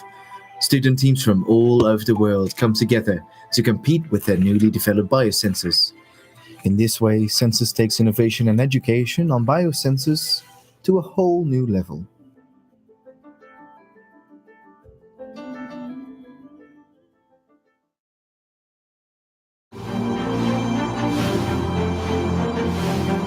The Eindhoven Startup Alliance is creating a symbiotic relationship between high-tech startups and large-scale corporations in the Eindhoven Brainport region. The founders of the Eindhoven Startup Alliance, ASML, Philips, BOM, High-Tech Campus, ABN AMRO, EY, NTS Group, and HVG are on a mission to accelerate at least 100 high-tech hardware companies by 2020 and produce at least 20 that join a high-growth curve, becoming the next original equipment manufacturers, the new industry giants, creating thousands of new jobs.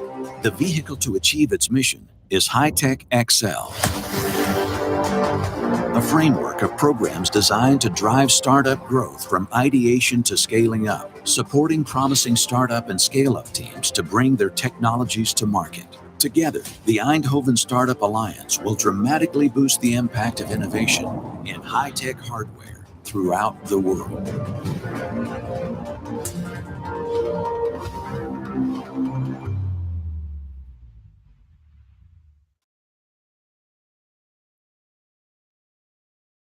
It's at the core of Medtronic, something that inspired our co-founder Earl Bakken when he developed the first battery-powered pacemaker, a value instilled in our mission to improve the lives of patients. We call it meaningful innovation, and it's the spirit that drives us.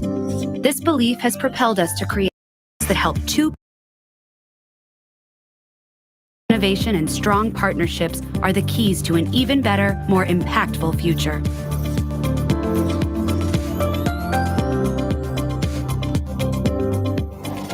With the help of patients, providers, and physicians, we're developing the capabilities that were unimaginable only a decade ago, but are now essential in an era of personalized precision medicine. Material science, 3D printing, algorithms, robotics, augmented reality, biosensors, and regenerative medicine are some of the innovative ideas we're using to make an impact, creating a promising future with better health outcomes for patients. Learn more at medtronic.com/innovation.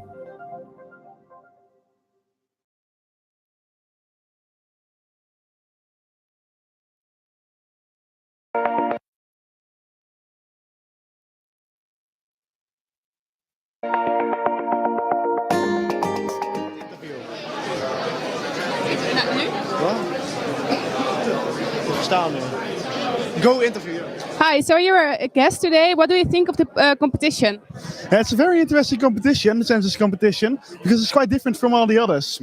This one really focuses on current actual healthcare problems, and it's amazing to see all the creative solutions the teams have come up with.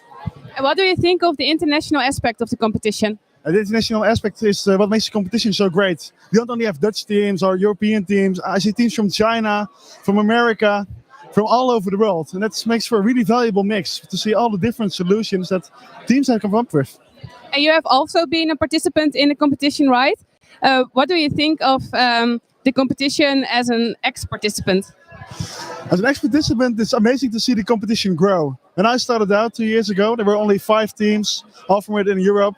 Now there's like 4 different continents, 13 teams.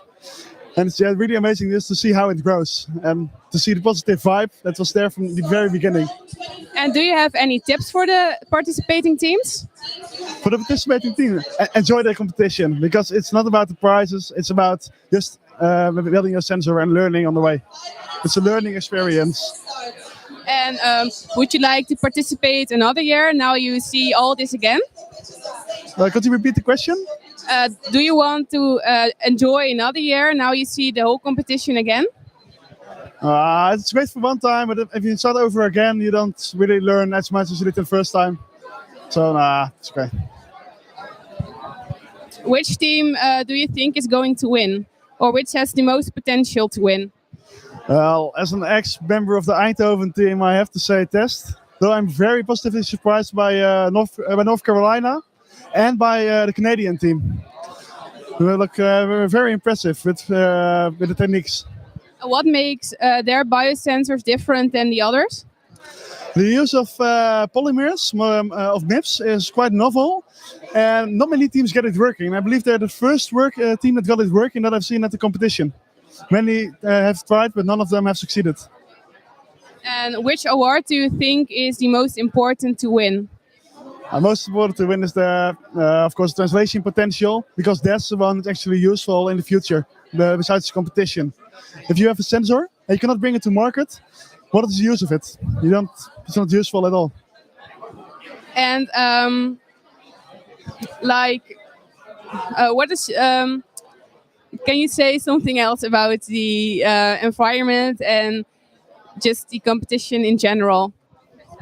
SensUs is an amazing competition and you really should participate. Ja, ik weet even niks te zeggen. And do you like Eindhoven as a city and the Netherlands in general? Eindhoven is a very different city from all the others in the Netherlands because it still has a very industrial look compared to the more historical cities of Amsterdam and Utrecht. And you think that fits the competition comparing to its technology? Yes, it really fits well together. Okay, thank you for your questions.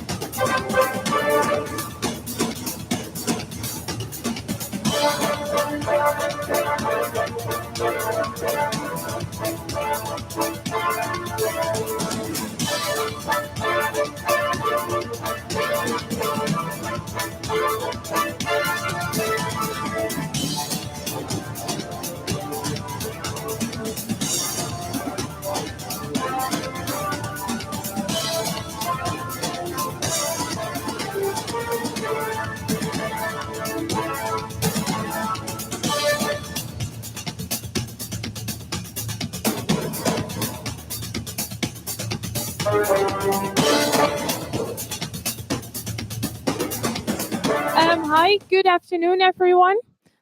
This is the room where the translational pitches will be held. And I'll immediately give the floor to the first candidate, and that is Canada. So, Thank you. Thank you very much. Hi, everyone. Thank you for being here. My name is Antoine. I'll be representing our team, biosensor. Imagine a world where you could buy one machine that could detect almost any molecule in your body. This would mean that you could come back home, get tested, and find out that you just caught a cold walking outside during the day. Wouldn't it be amazing? We're not quite there yet. We're not quite there yet. But it is our duty to work toward this destination. That's why me and my colleagues, during the past few months, have worked really hard to create a unique vancomycin tester to help improve how this substance is currently being evaluated. During this presentation, I'll show you how advantageous it would be to adopt our product. So this is our team. We'll start off with what's happening in most business healthcares right now in Canada. So we asked people what they thought about their visits to the hospital, and the most thing we heard the most was it takes too much time, we're waiting too much time. And so we concluded that maybe the current process isn't optimal to please sick clients. In fact, it could take up to, for vancomycin testing, it could take up to 2 hours before obtaining the results, which in most cases leads to an inefficient dosing. This slow process can be quite costly in terms of employee wages, customer satisfaction, and potential overall efficiency. But what if you adopted our device? With the use of our microfluidic chips, we can now obtain results under 10 minutes. This would lead to a more accurate treatment since the concentration could be now adjusted much faster. We're talking about 12 times faster. It would also mean for the clients a more invasive, less painful treatment. Plus, he's going on faster. Yay! That's exactly what he wants. He wants to go on faster. He gets it. For the business, for the hospital, we're talking about lower employee wages since now the product could be used by nurses, and also less reagents per chips, which is savings. And I think most businesses like savings. So there it is. Another important part, I'll pass it fast because I don't have much time to discuss about it, but our device is, our team have worked on a more compact device. We also designed our own chips, especially for this test. The tester runs on a Raspberry Pi, which is commonly used, and it's well suited for those tests. And finally, we are developing a mobile app where you can find the results as soon as they come off the tester. And in the future, we'll go with a smaller device than what we have actually. It takes some more work and effort, but it's really what we're looking for. So now you might ask how we're planning to generate profit for shareholders. Well, first off, in Canada, we have a lot of contacts that are able to give us the component we need at a good competitive price. We also ran a cost efficiency analysis to find out the best fit for what the tester currently need.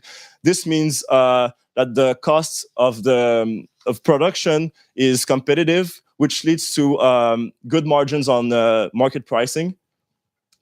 Plus, for the profit part, we are thinking to have an approach based on every customer we encounter. So depending on which type of customer, we're gonna be able to sometimes lease or give the tester to them, and there it is. So I think most businesses that don't adapt themselves fast enough fall behind and eventually die. Futures now, it's time to adopt the new technology that's available. Finally, quickly, I'll just like to thank our individual sponsors, Creative Design, A-Line, Continue Flow, for helping us during the process. So thank you, everyone.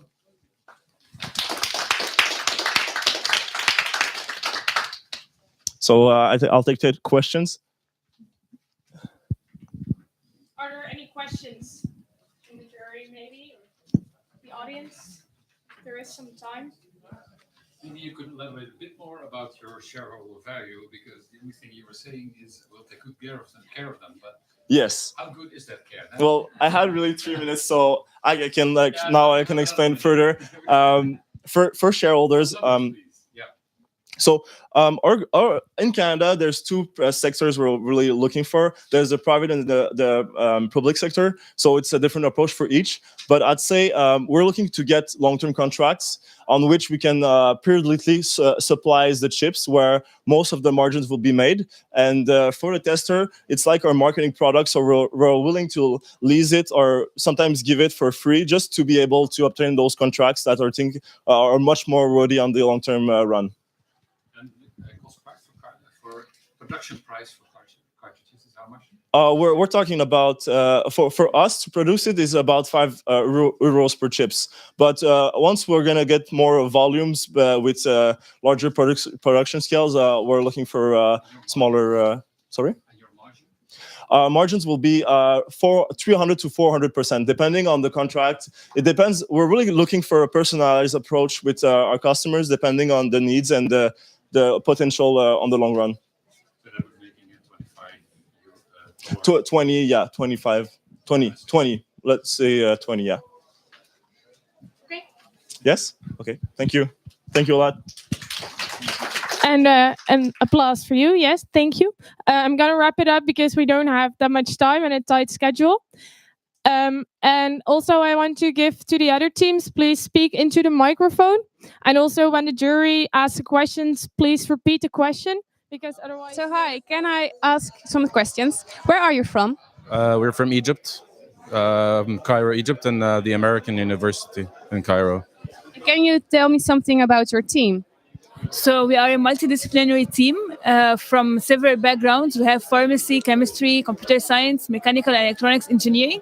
And actually our diversity helps us to overcome the difficulties we faced by having a broad perspective and generating new ideas. What do you think of participating in a European competition here in Europe? It was a very, very good opportunity for us to learn and to expose and to show others our capability and what we can do in Egypt, and to know other ideas and to get to know people and connect with other people. That was so interesting. And how went the testing event? It was tense, of course, but we managed to get everything in place.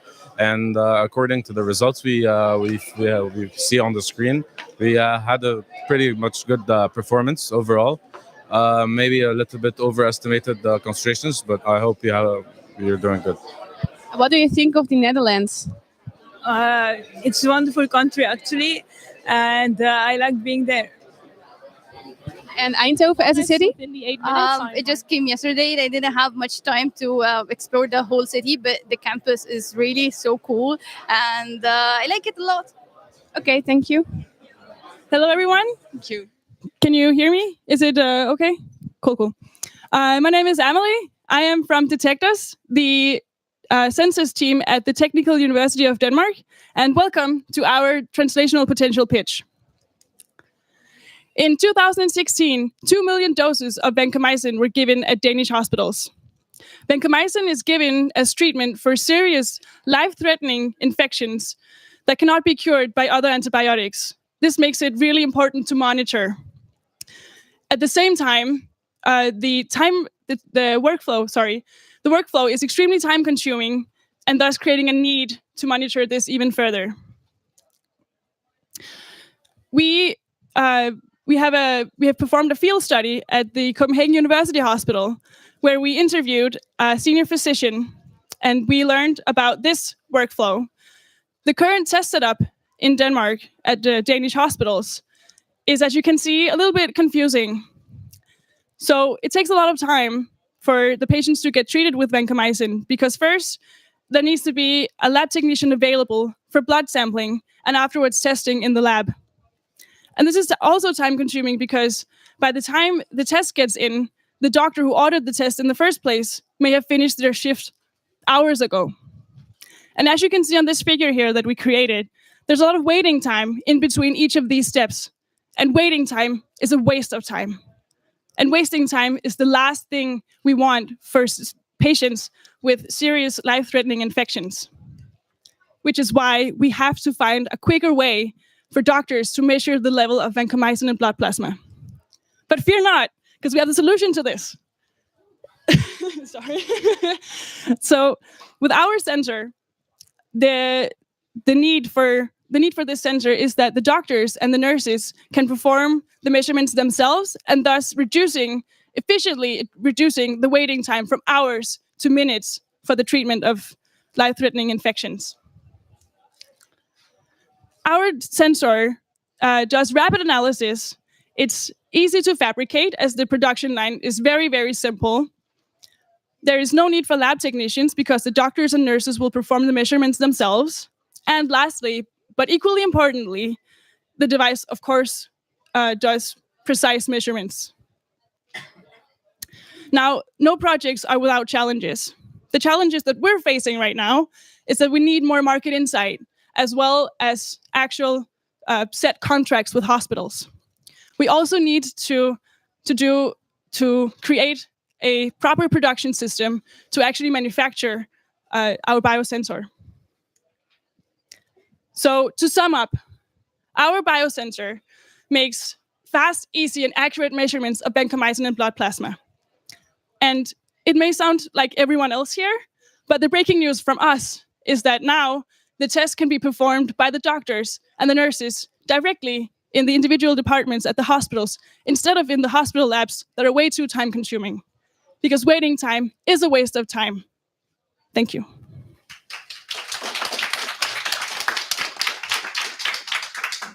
Questions? Yeah.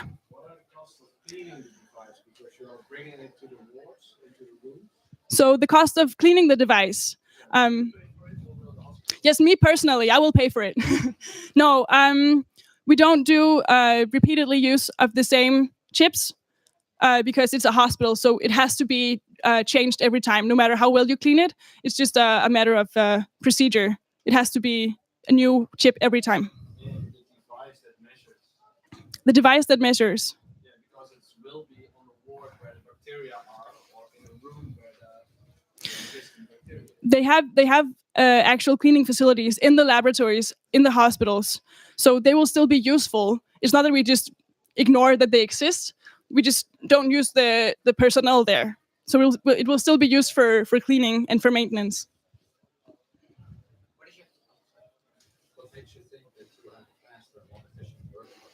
Okay, what makes me think I have a faster and more efficient workflow? Do you want to answer anything? Or? Yeah,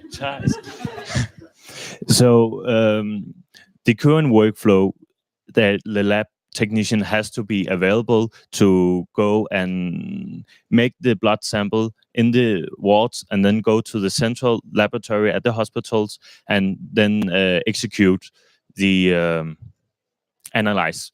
And by using our device, they can execute the analyze in the wards instead of have to go to the central laboratory.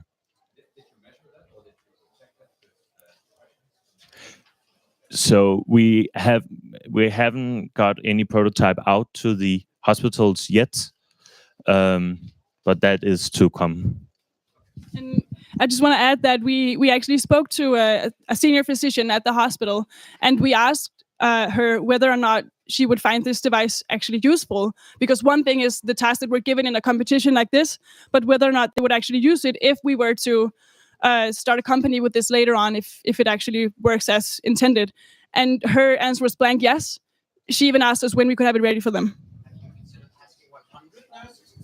Have we considered asking 100 nurses? We're 10 people. We will, and I mean, it was a senior physician, so I assume that she has a lot more contact to more than just one nurse, for example, seeing as she is the head of her department at the hospital. So I trust her when she speaks on behalf of her department, of course. But surely more studies should be conducted before just launching a company with this. How much money can you make with this? Sorry? How much money we can make with this? Well, very quickly, first of all comes patient safety. Yeah, I'm going to wrap you up because we are going to give the floor to the next team. But another applause, please, for Detectors. Thank you. So the next team is Germany. Hopefully they're here. Maaike, where's Germany? Where's Germany?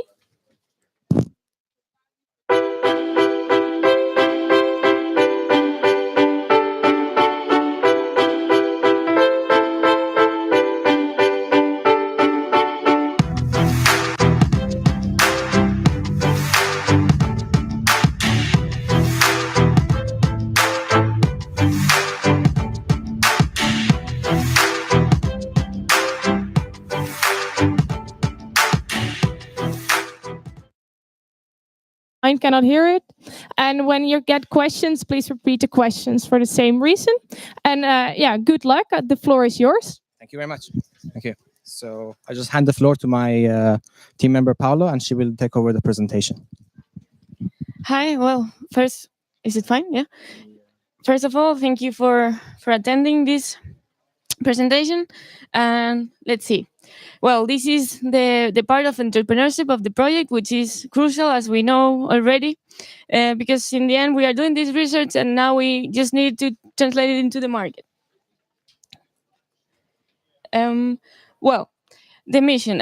We already talked about it. Everyone knows about vancomycin. One more time.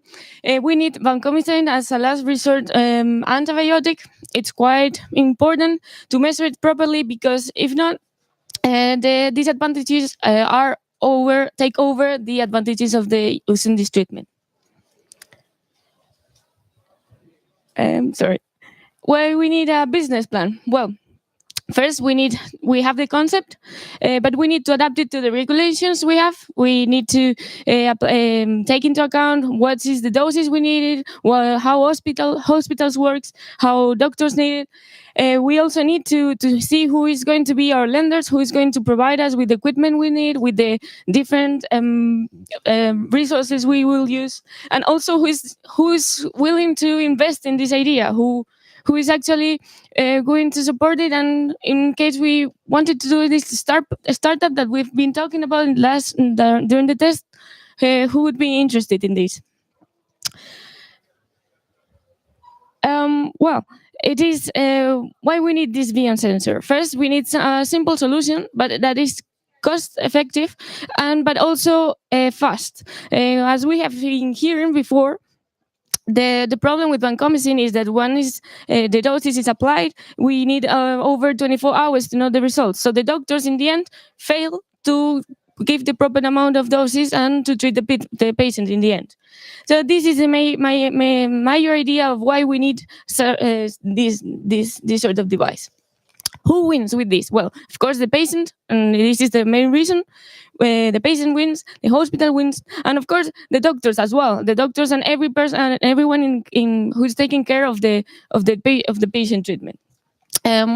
What problems are they having? Well, they are having this bad treatment since they need to guess what will be the future concentration or the doses they are applying, how it will affect the patients. They are guessing right now.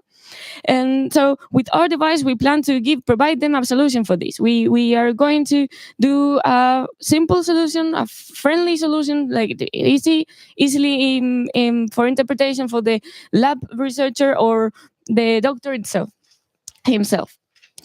How we have been working in our sensor? Well, we are working in the EVTH. We are the excellence team, and we got the university resources. We got support from our supervisor. We also got some sponsoring. We talked to the company that provided us with the equipment for the measuring in our first approach, which is impedance spectroscopy. That company is SensUs, and they are also very interested in how we are applying this technology for these purposes. And yeah, sorry. Well, the idea we have done is a simple device that is actually very cheap. We want it to be single one-time use. So the device goes into the PCB. The sample is provided to the device, and then you just throw it out and use a new one for a new patient and a new measurement.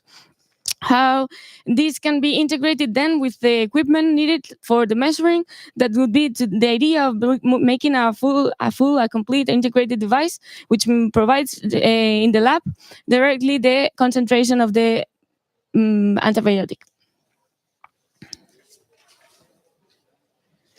So this is the idea. Right now, we've developed the prototype of the sensor, and just now, prototype production mechanism, it's under €5.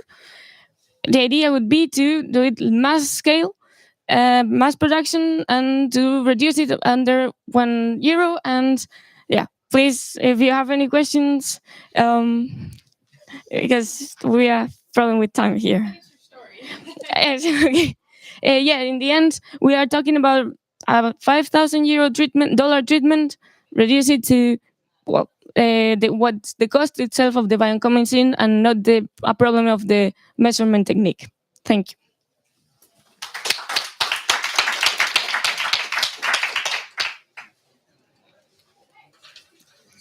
Question? Yeah. What do you need to do to bring the cost down?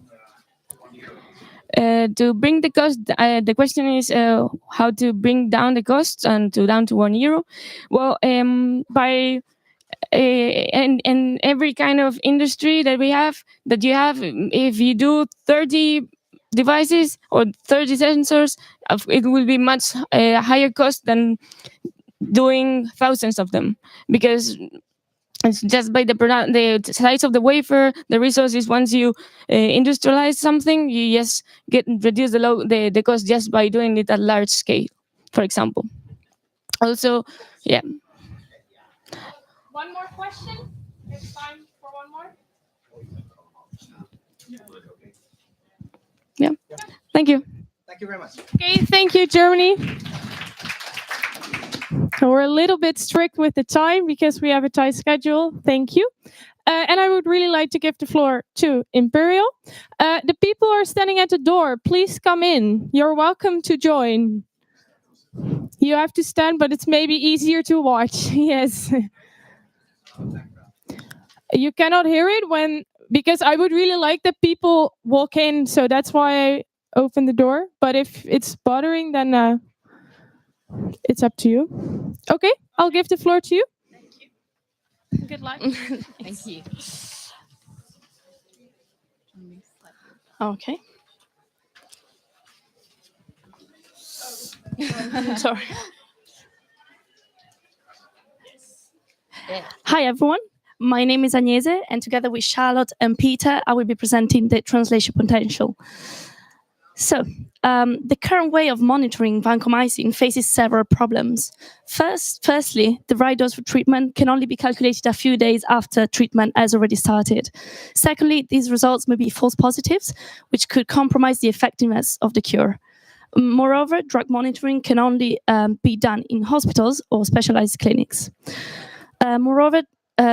So we wanted our sensor to be quick, efficient, and easy to use.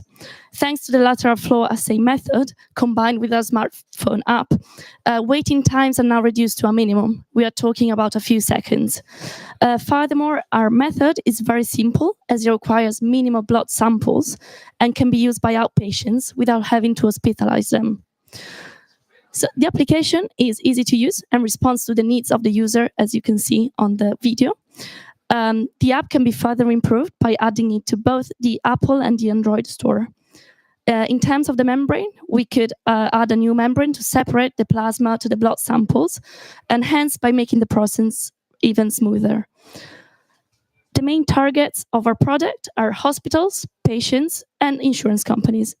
Hospitals would greatly benefit from a software-based biosensor, which would allow staff to access the results almost immediately and with minimal training required. The patient themselves would be able to keep the sensors on their bedside table and access immediately their medical results. We believe that everyone should be able to be informed on their health status, and what better way than being able to access your medical data with a click. Finally, our biosensor could represent a bridge between insurance companies and hospitals, where lowering the cost per patient means increasing the general profit. Thank you. Right. Fortunately, due to the ease of the simple de novo synthesis, it's possible to scale up the manufacturing of the membrane to an industrial scale. The synthesis of the gold nanoparticle complex involves simple reactions that occur at room temperature and use no chemicals that pose environmental or safety risks. Therefore, they are already safe to use on a big scale, and the membranes themselves can be used and disposed of at home without risk. To alter the method to mass produce the membranes, we will use an inkjet printer to drop nanoliter spots of antibody and avidin on the membranes, and then cut up the large membranes into smaller sheets using a laser cutter or a guillotine. The app itself is already fit to go on the App Store and will be soon ready for download. The software-based design of the biosensor means that the production of big, bulky, expensive hardware is not necessary. Our prototype is very similar to the final product. Ideally, the membranes will be printed with the printer rather than by hand, but the design will remain exactly the same. They will come in a pack with instructions on how to use and a cartridge to hold the membrane and to deposit the blood sample where it's needed. The app will not need any major modifications before it hits the store, as new features can be installed with app updates. The majority of the profit for our business will come from the sale of the consumable membranes, which can currently be made for under 60p. We aim to sell them for around £1, but this value can change depending on the cost to produce, but still gives us a large margin for profit. However, to reduce the cost for recurring patients that will use the biosensor a lot, we will sell the membranes in bulk for a reduced cost. To sell the app, we aim to offer a license to hospitals and clinics, which will then allow their patients to use the app once it's downloaded. The subscription also comes with reduced fees for the membranes and technical help.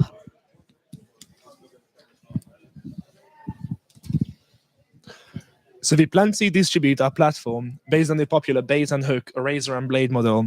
For those not familiar with this business model, the basic idea is that there is a base product which is sold cheaply, and there is a refilling consumable which is more expensive. We would gain customers by getting them to subscribe to our software, which would either be provided as a service or installed on site, so that it's integrated with healthcare providers' already established systems. These solutions will be offered at a depressed price, so that, because its point is not really to make a profit, but to bind our customers to exclusively using our membranes. The consumables, the membranes, will be dispatched in smaller batches so that production can keep up with demand. These recurring orders will also provide us with a cash flow that will enable the business to be self-sustaining shortly after release. The use of recurring orders is also useful because we can make our prices less dependent on market constraints and adjust them based on customer relationships and, of course, demand. I mean, we want to make a profit, but we don't want to scare our customers. There is still work to be done on the platform. Improving the machine vision system is key to making the measurements as fast, convenient, and accurate as possible. Apart from this, we will need to implement the device plan for manufacturing the membranes. Thank you for listening, and we can't wait to answer your questions.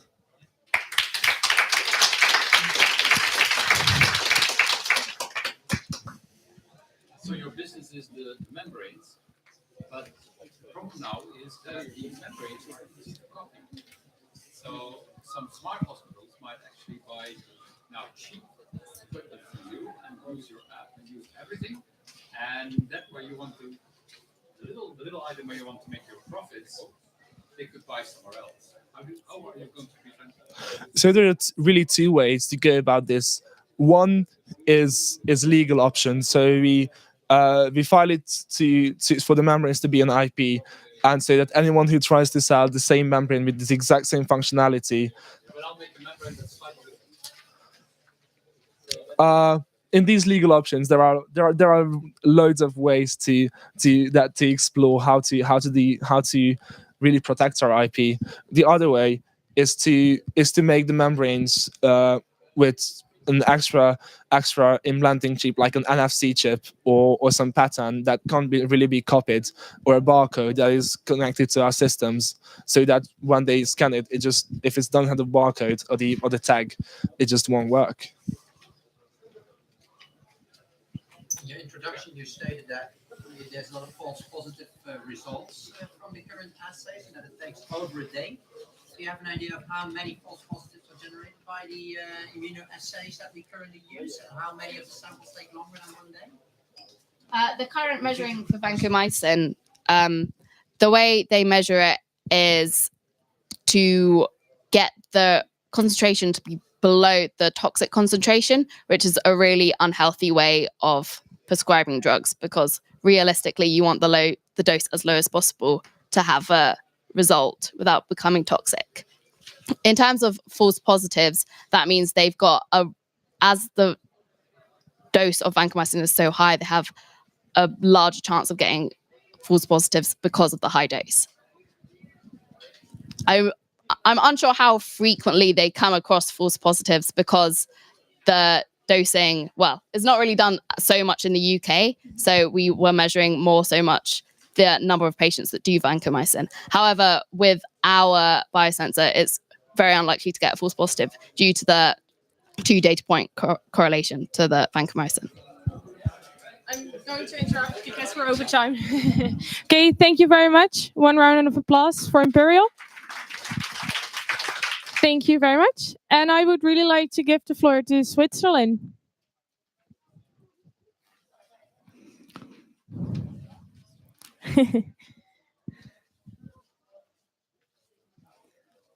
So this is for you, and your team is here to support you, I see. So good luck. Thank you.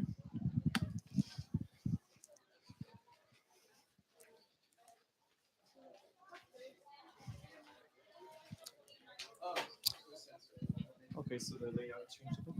So grüezi, bonjour, buongiorno. That's about the ways Swiss people can greet you. And I'm Victor from SensUs, and I will tell you about the method we use to detect vancomycin. So I think that by now you know that dosing vancomycin is really critical for the treatment. But I mean, surprisingly enough, in a lot of cases, it is not done properly, or it's done in a stage of the treatment that is a bit late for us. And because of inefficiency, toxicity, resistance, increase for bacteria, you have longer treatments. And this means costs for patients, hospitals, insurance companies, and governments. And so we went at the source of this problem. And I think that right now, by outsourcing the tests, in external labs, this creates a lot of delays. And also because of the many actors involved to errors, that actually prevents doctors from having an appropriate dosing at the appropriate time. So what we need is actually to place the solution in the hands of the doctors and nurses and allow them to monitor vancomycin whenever they need. And if time and money have been invested to actually miniaturize, a vacuum cleaner in a shoe, why can we not miniaturize a vancomycin monitor? And actually that's what we did, and we created Heidi. That is a cute medical device. That is actually the simplest way you could possibly think to measure vancomycin. Thanks to a great business partnership we have a smart microfluidic technology that from a tiny drop of blood filters the plasma, and then the nurse just puts it in the machine, and within 2 minutes, Heidi gives you a very reliable result. And compared to the big analyzer that costs a lot of money, how much would you pay for our solution? Any number? No? 2,000? Well, it's too much because it's free. We aim at distributing our devices in hospital for free because there should be no barrier for them to integrate our solution and provide better healthcare. So it's not a great revenue model, I agree. So that's why we will sell the tests. And instead of 3.5 euros, it will be only 19 euros. Yeah, it's not a great advantage, I know. But if you think about it, like our solution is actually greatly reducing the manpower time. And that's why this is the final results. And actually a test in Europe is around 25 and 30 euros. So instead of saying, yeah, our test is 19 euro to the hospital, we say, you can sell your test to patients to 23.5 euros instead of 30. So let's take a step back and see the outcome for a hospital. Let's take one hospital for 1 year. So quicker monitoring means better healthcare. And we aim at saving, on average, 1 out of the 15 hospitalization days for vancomycin treatments. Our solution is 6 euro cheaper for a test, and we save 35 minutes of work. And this means for one hospital over 1 year, 750,000 euros saved, shared by patients, insurance companies, and hospitals. And what about our company? We aim after 2 years post-sale, I think the layout had a problem. We aim at covering the 7 million euro investment we need pre-sales within 2 years of sales. And by year 5, we aim at generating an annual profit of 38 million euros per year.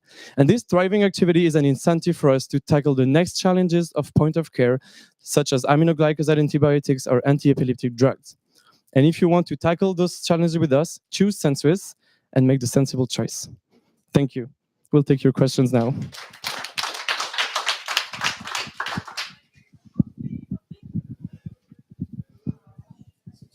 What would be your strategy to convince the hospital staff that it's worthy to invest, look on the test, and cover up with the staff costs? Yeah, so our argument is mainly about the time that they're saving for the nurse. So right now, since you need an analyzer, you need a lab staff that process, you need the nurse as well, you're losing a lot of time. And we're not saying that this time is lost. I mean, they're not going to have free time, but hospitals tend to be crowded those days. And this is time that could be invested for other patients. So we say that we increase the throughput of the hospitals. And we also want to share, like those 750,000 euros we save per year in a hospital. That's also a number that we want to share to convince them to adopt our method.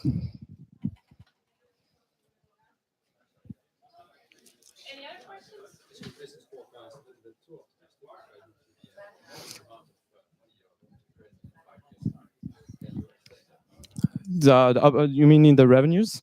The profit? Yes. Can you explain the aggressive business forecast? Because in year 5 you already had to. Yes. Okay, so the rise is due to two things. Since we are distributing the devices for free, we allowed ourselves to think that the penetration in the market can be fast in our case. For us, penetration in market and having hospitals to integrate our machine was key. And the second thing that I didn't mention, because it's a lot of information, is that we start with Europe, and within year 1, we also launch in the US. And US is actually a bigger market. So as soon as we enter in the US around year 2, actually, we think of a bigger growth because we are entering a large market like the US. I don't know if it answers your questions. So, excuse me? Yes. Yes. Yes, you need to be. Yes. Thank you. Thank you very much. Thank you.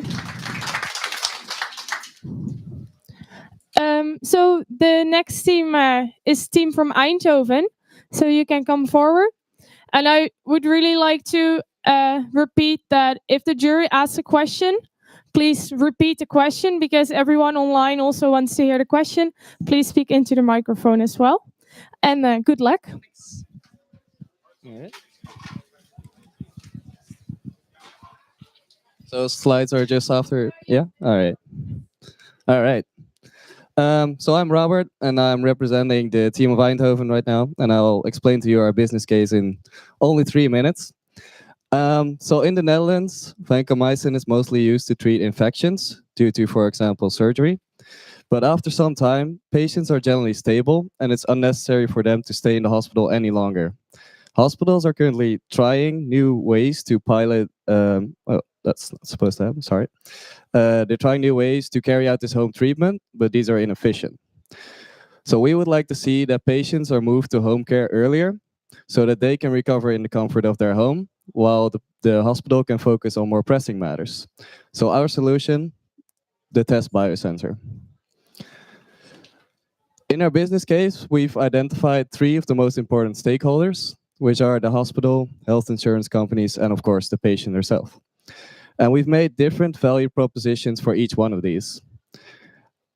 We improve patient healthcare, reduce the costs of the hospital and health insurance companies as well, while the revenue of the hospital stays exactly the same. So how are we going to achieve all this? Well, we've already got a working prototype, and the casing is made in such a way that all parts can easily be fit in, so that we can industrialize easily in the future. Next to that, we want to focus on creating a cartridge so that the detection can go faster. And we want to focus on first creating a cartridge for vancomycin, but we also want to develop multiple cartridges for different kinds of biomarkers so that we can detect all of these with just one device. Our business strategy consists of multiple layers. And at first, we want to focus on selling the devices in combination with our software and cartridges. And our goal is to gain a market implementation of 15% of the maximum potential market in only 3 years. And after that, we want to focus on selling multiple kinds of cartridges for multiple kinds of biomarkers and shift to a more service-oriented offer. Yeah, there we go. So to summarize, we've made an overview of the returns gained after an investment in test. With an investment of only 15,000 euros, we'll be able to move patients to home care earlier with our biosensor, saving time in the hospital, and also resulting to a cost reduction for health insurance companies of up to 4,000 euros. Hospitals can also save money. They do this by moving the patient to home care, and they save per patient per day, they save 180 euros. And this makes it possible for them to make a return on investment after treating only 9 patients. So as you can see, the translation potential of our biosensor is fantastic. It has a clear business case, and it also has clear benefits. It has benefits for the hospital. It reduces their costs. It reduces costs of health insurance companies, and it improves healthcare for patients as well. So to finish off, I'd like to thank our sponsors and advisors for supporting us during this year. And I'd like to thank you for your attention.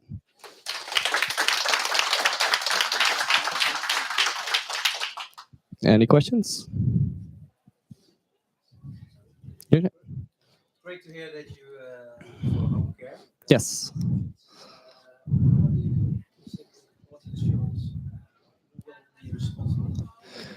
So how do we consider quality insurance with our biosensor at home care? So we've talked to clinical physicists who do the quality control right now in the hospitals. And they say that it's possible if you supply calibration samples with your biosensor, then you have to calibrate it every day you use it. They do that, at least they do it every day right now in the hospitals, because they have to carry out so many measurements. But I'd say that if you calibrate it 1 or 2 days, once or every 2 days. Oh, yeah, that's a good one. So that's the home care workers. They carry out the monitoring and they handle the device, and they also have to calibrate the samples as well. So they do it once or twice a day, or once every 2 or 1 days. Yes. All right. Yes. I'm sorry. What was your question?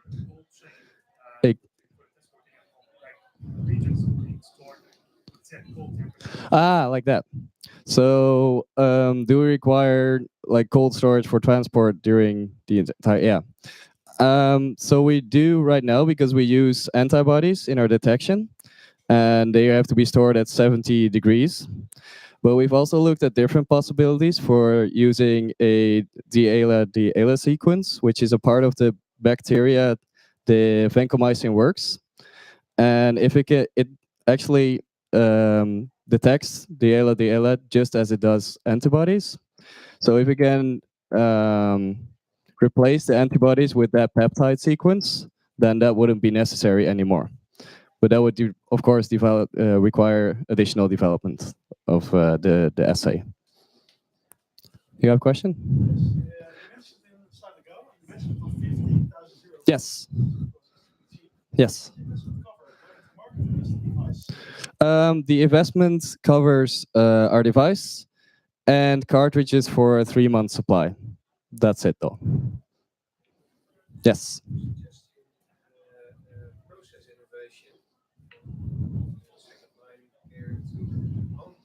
Mm-hmm. 3 years, yes.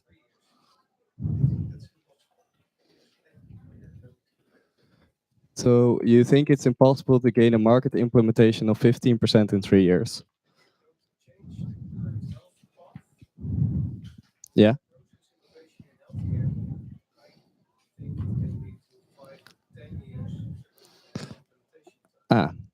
Okay. So we think it's shorter because hospitals are currently piloting new ways already, and they've already communicated with home care workers as well as they. Right now, there's home care workers treating patients at home, but they have to take their blood samples to the hospital and back. So the home care workers already carry out this monitoring, sort of. They serve as transport, but that's why we think that we can hop onto this trend and like solve the problem of the logistics in between. Vancomycin, yes. Specifically this, yes. Any other questions?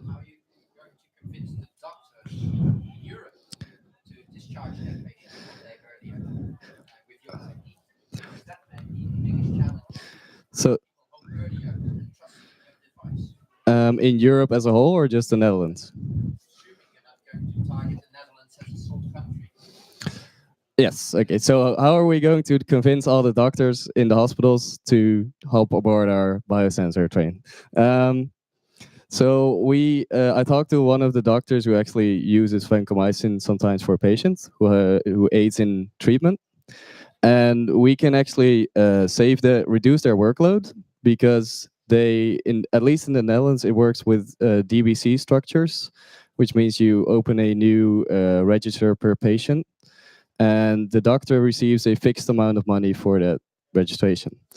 But if we can reduce the workload that the doctor has to provide for the patient, so the patient moves to home care earlier, they still get the same amount of money, but the patient is moved to home care earlier. Any other questions? That's it? All right. Thank you very much. So I would like to invite China to... You can, of course, stay for the other pitches.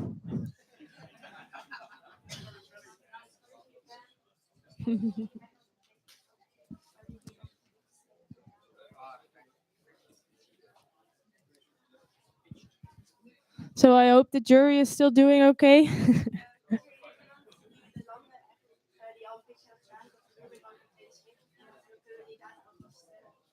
China, you can come forward. Yeah, of course.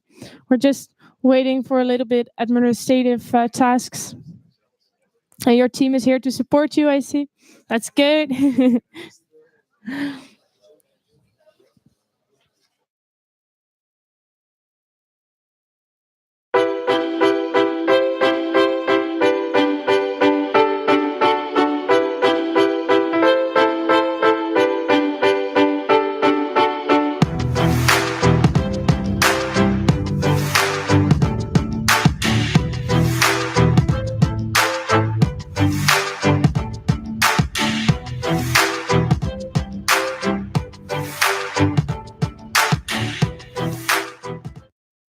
Okay.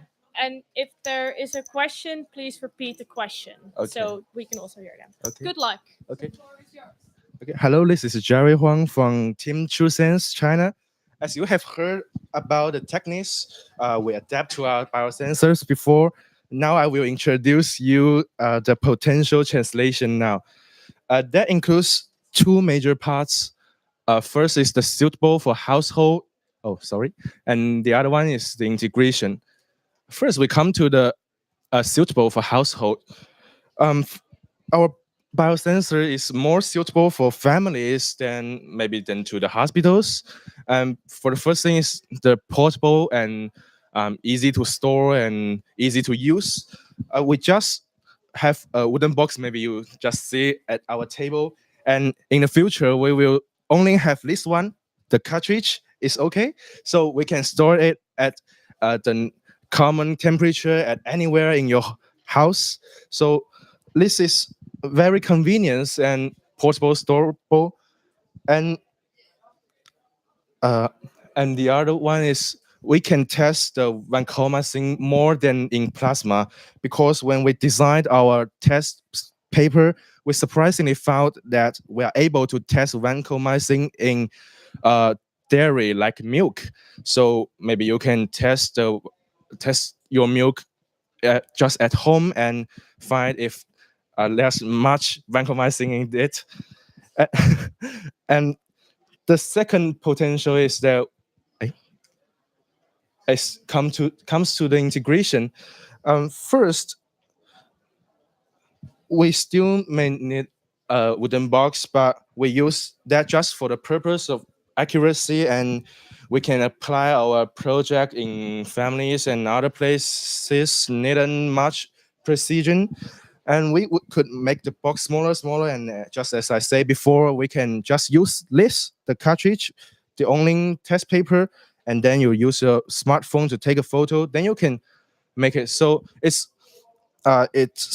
greatly simplified the industrialized manufacture and finally achieves the volume production. And the second one is the most important, that we can be available for mobile devices. That we are going to set up an application on mobile devices for the reason that we are working down in information society. In future, you are able to finish all of the procedure, standardize the basic color, and take photos of the test paper, then analyze it, and then receive statistics and suitable suggestions according to the results. Just on your smartphone, just to test your own body, to care for your own health, just on your own. That's make your life more easier and faster. So in a nutshell, with TrueSense, try our best to make use of the color of the test paper, helping you sense your life with color, smaller, easier, and faster. That's all for my presentation today. Thank you.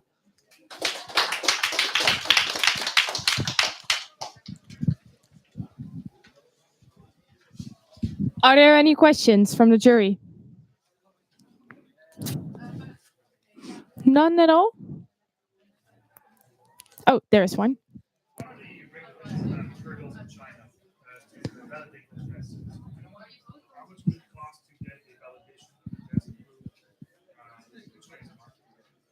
How much it costs, right? Disaccredited. To have it officially validated by the Ministry of Health, or I don't know what's the name of it. It's market approval. Market approval. Market.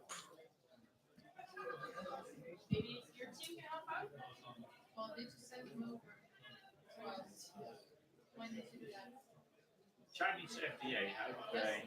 Let me know.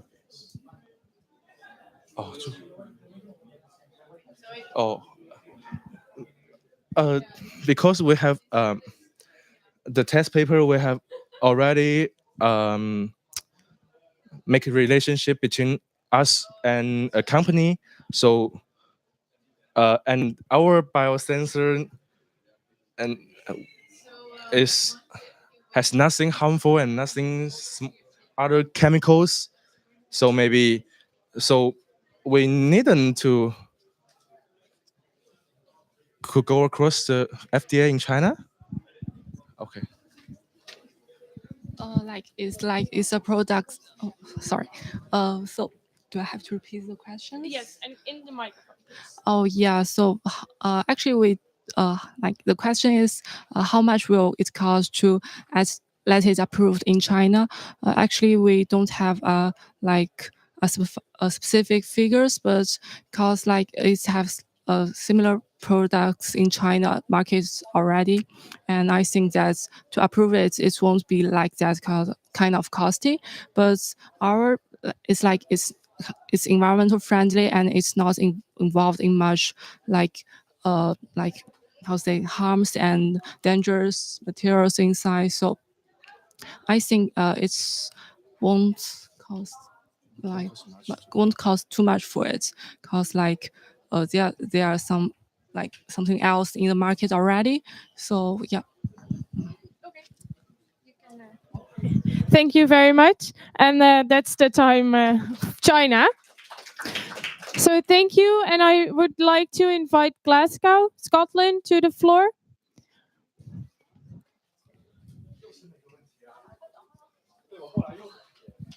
Yes, hi.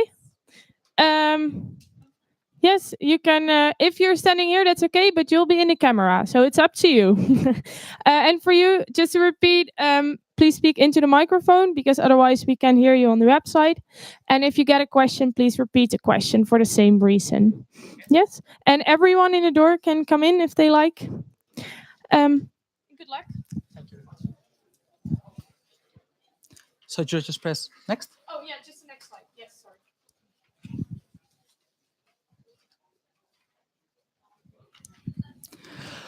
Hi, nice to meet you. I am Mark from Van Gogh, and I'm here to present our device. So as we all know, from this competition, vancomycin has a series of issues, mainly the individual variability and the time and cost that it takes. But that's why we have created this prototype, and I have to say that we're very glad that it's actually quite near completion. So there's 4 main parts that we want to really focus on. The first one is that it's accurate and quick. It's cheap, user-friendly, and is reusable. And what do we mean by reusable?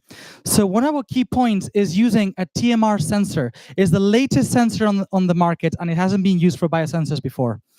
And our ELISA-based magnetic system is actually not on the sensor, but on cling film, which means that once the sample is done, you can throw it away, but the sensor is still there. You don't have to buy a new sensor every time you want to do a test. Apart from that, another key advantage is that we're developing a magnetic washing, which is a free wash system. So it avoids like all the other necessary steps from now on.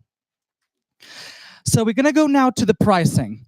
So since we're targeting mid-sized hospitals currently that don't have a lab equipment for testing and they have to send it far away to another lab, which costs, again, money and time, we're thinking of selling the device for, let's say, around $500 with a small margin and focus the sales on the cartridge sale, which we do have a large margin because we're selling them for $1.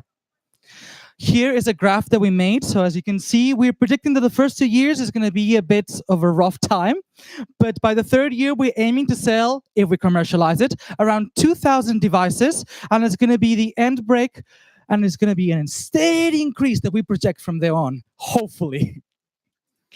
And why do we say this? Well, not only we actually have a long list of sponsors, we have a better partnership with MTD, which gave us the sensors, but also, as you can see on the screen, we have the medical auto control equipment Mace company interested in maybe trying to commercialize with us, as well as we have another company called NG Biotech, which we're planning on having contact with for another partnership, pursuing a patent and license design. So we're moving on to the client validation stage already. And there's already a hospital that is interested in using our device and testing it against other methods. So we can prove, apart from this competition, that our device is nearly ready for healthcare applications.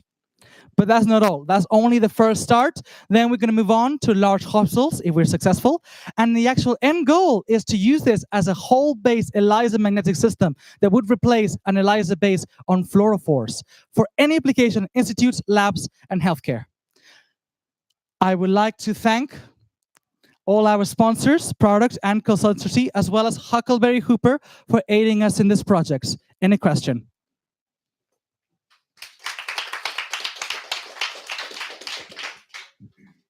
Yes?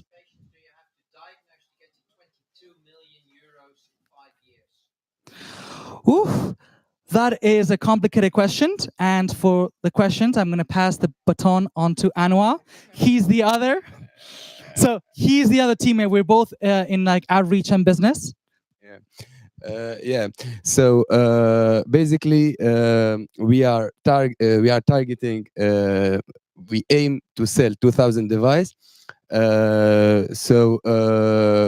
From we just made estimation like the cost of the cartridge is $1. So it's we have profits 0.9 because the cartridge is cost $0.1. So $0.9 and per test. And from our estimation, hopefully that we can reach this this target.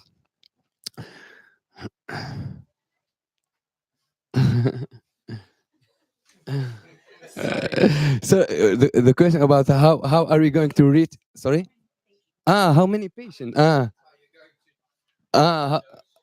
Okay. Yeah.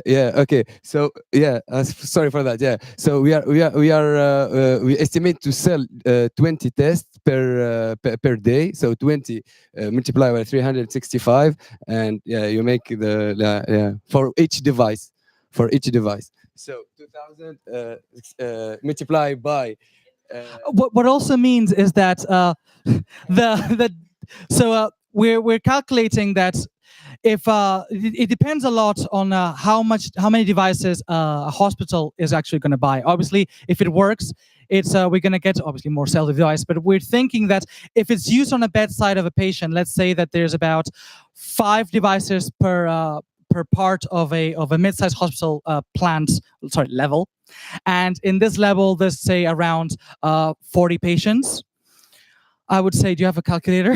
Because we have no calculator that. But I would say that to reach the 5-year goal, because the question was for the 5-year goal, no? We would need to sell it to, let's say, at least, let's say, 100 hospitals. I would say, at least between 100 and 200. But we can do the calculations, and you can approach us later, and we can do the calculations. Does anyone have any other question? No? Okay, well, thank you very much for listening to us. Thank you.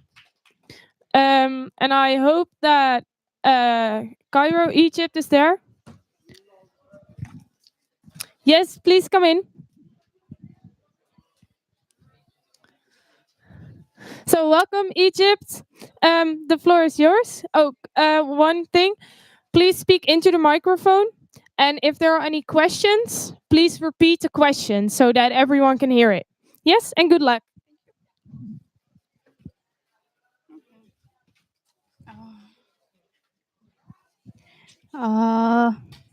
Good evening. Okay, we're from the AEC from Egypt.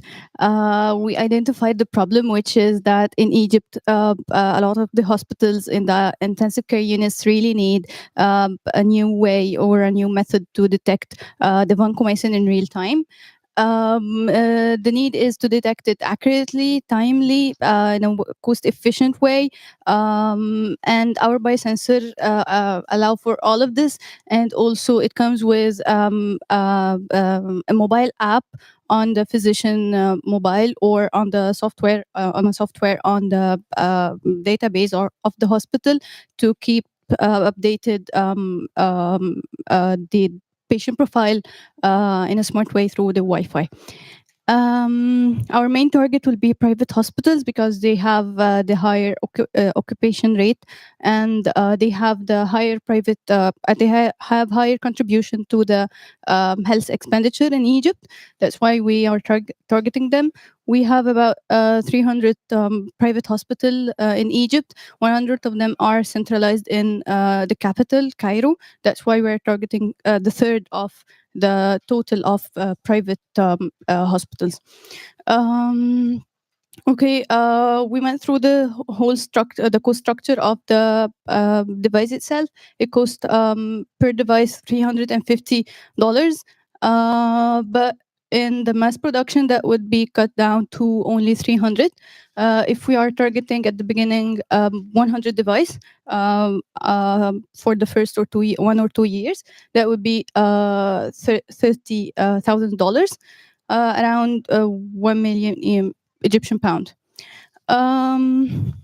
For getting the fund or the capital that we are going to start with, we have two channels. The first one is the AC Venture Lab. This lab is providing the AC at our university the fund that can help them start their startup. Maximum they give around 200,000 Egyptian pound, and the rest we will get it from bank loans with 20% interest, which makes it 400,000 Egyptian pound. We are targeting 100 hospitals. As I said, we set the price to be 15,000 Egyptian pound for 100 device. This is 1.5 million Egyptian pound. That should cover the cost of the manufacturing, transportation, and distribution, and primary managerial cost, leaving us with a growth rate about 40% for the first 2 years, and that's it, I guess. Thank you.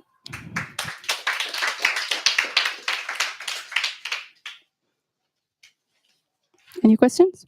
What's your validation strategy on the product? So how are you going to get it to the market? The validation strategy. So you need patient studies, or what do you need? What kind of steps? What's the strategy to come to the market? After having this prototype,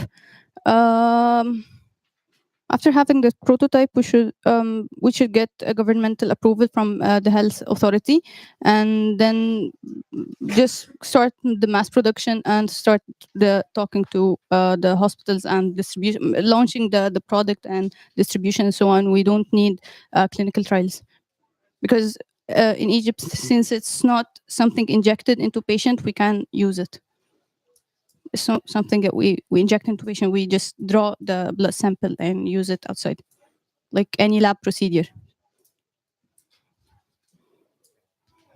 growing outside of Egypt will be harder, I think. At least the first growth or the first development we think of after the first 2 years is to cover the rest of private hospital, then the public hospital, then the areas near Egypt, like the countries near in the same region.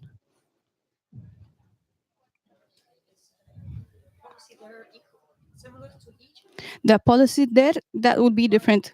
The policy in other countries, definitely that would be, I guess, I don't know, but we didn't check the difference in privacy and so on.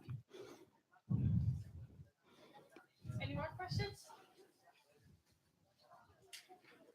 Thank you so much. Thank you very much. And I'm going to get Belgium. Oh, they're already here.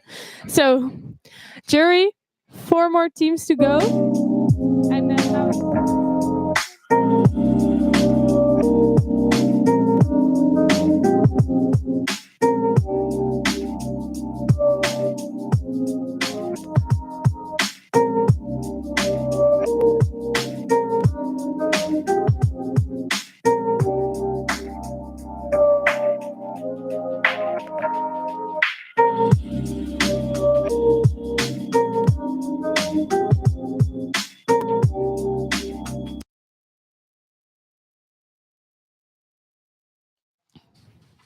So at the moment, there are about 300,000 patients in Europe who use vancomycin every year.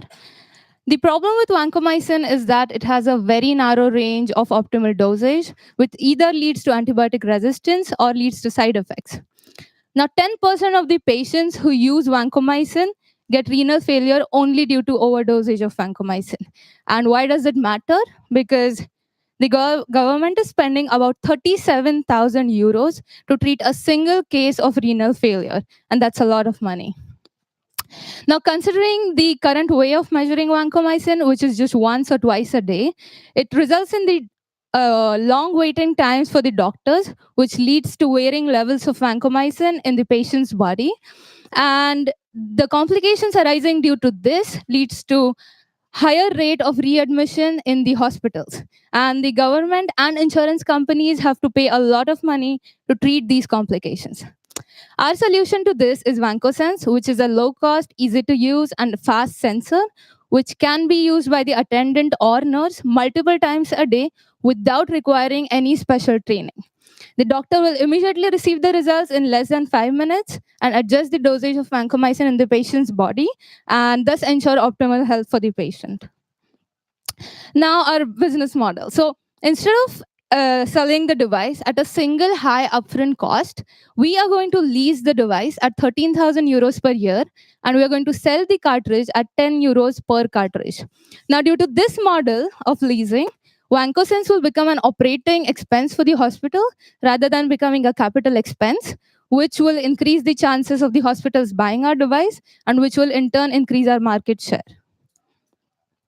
Now, considering the time required for clinical trials, VancoSense will be released in 2021, followed by a miniaturized version of VancoSense, which is VancoPager, which is basically a handheld device. Now, further using our product VancoPlexer, we will be able to measure multiple drugs in a single blood test using multiplexing. And another important feature of VancoPlexer is that it will be able to monitor the patient's recovery. So, for example, the patient has some infection. VancoPlexer will be able to note the count of white blood cells in the patient's body and thus monitor the recovery. And the last futuristic device is a continuous vancomycin monitoring system, which is basically VancoWare, which will basically be a real-time measurement device. And with VancoWare, we achieve our dream of having a constant optimal concentration of vancomycin in the patient's body without any side effects, thus saving lives of thousands of patients. Thank you.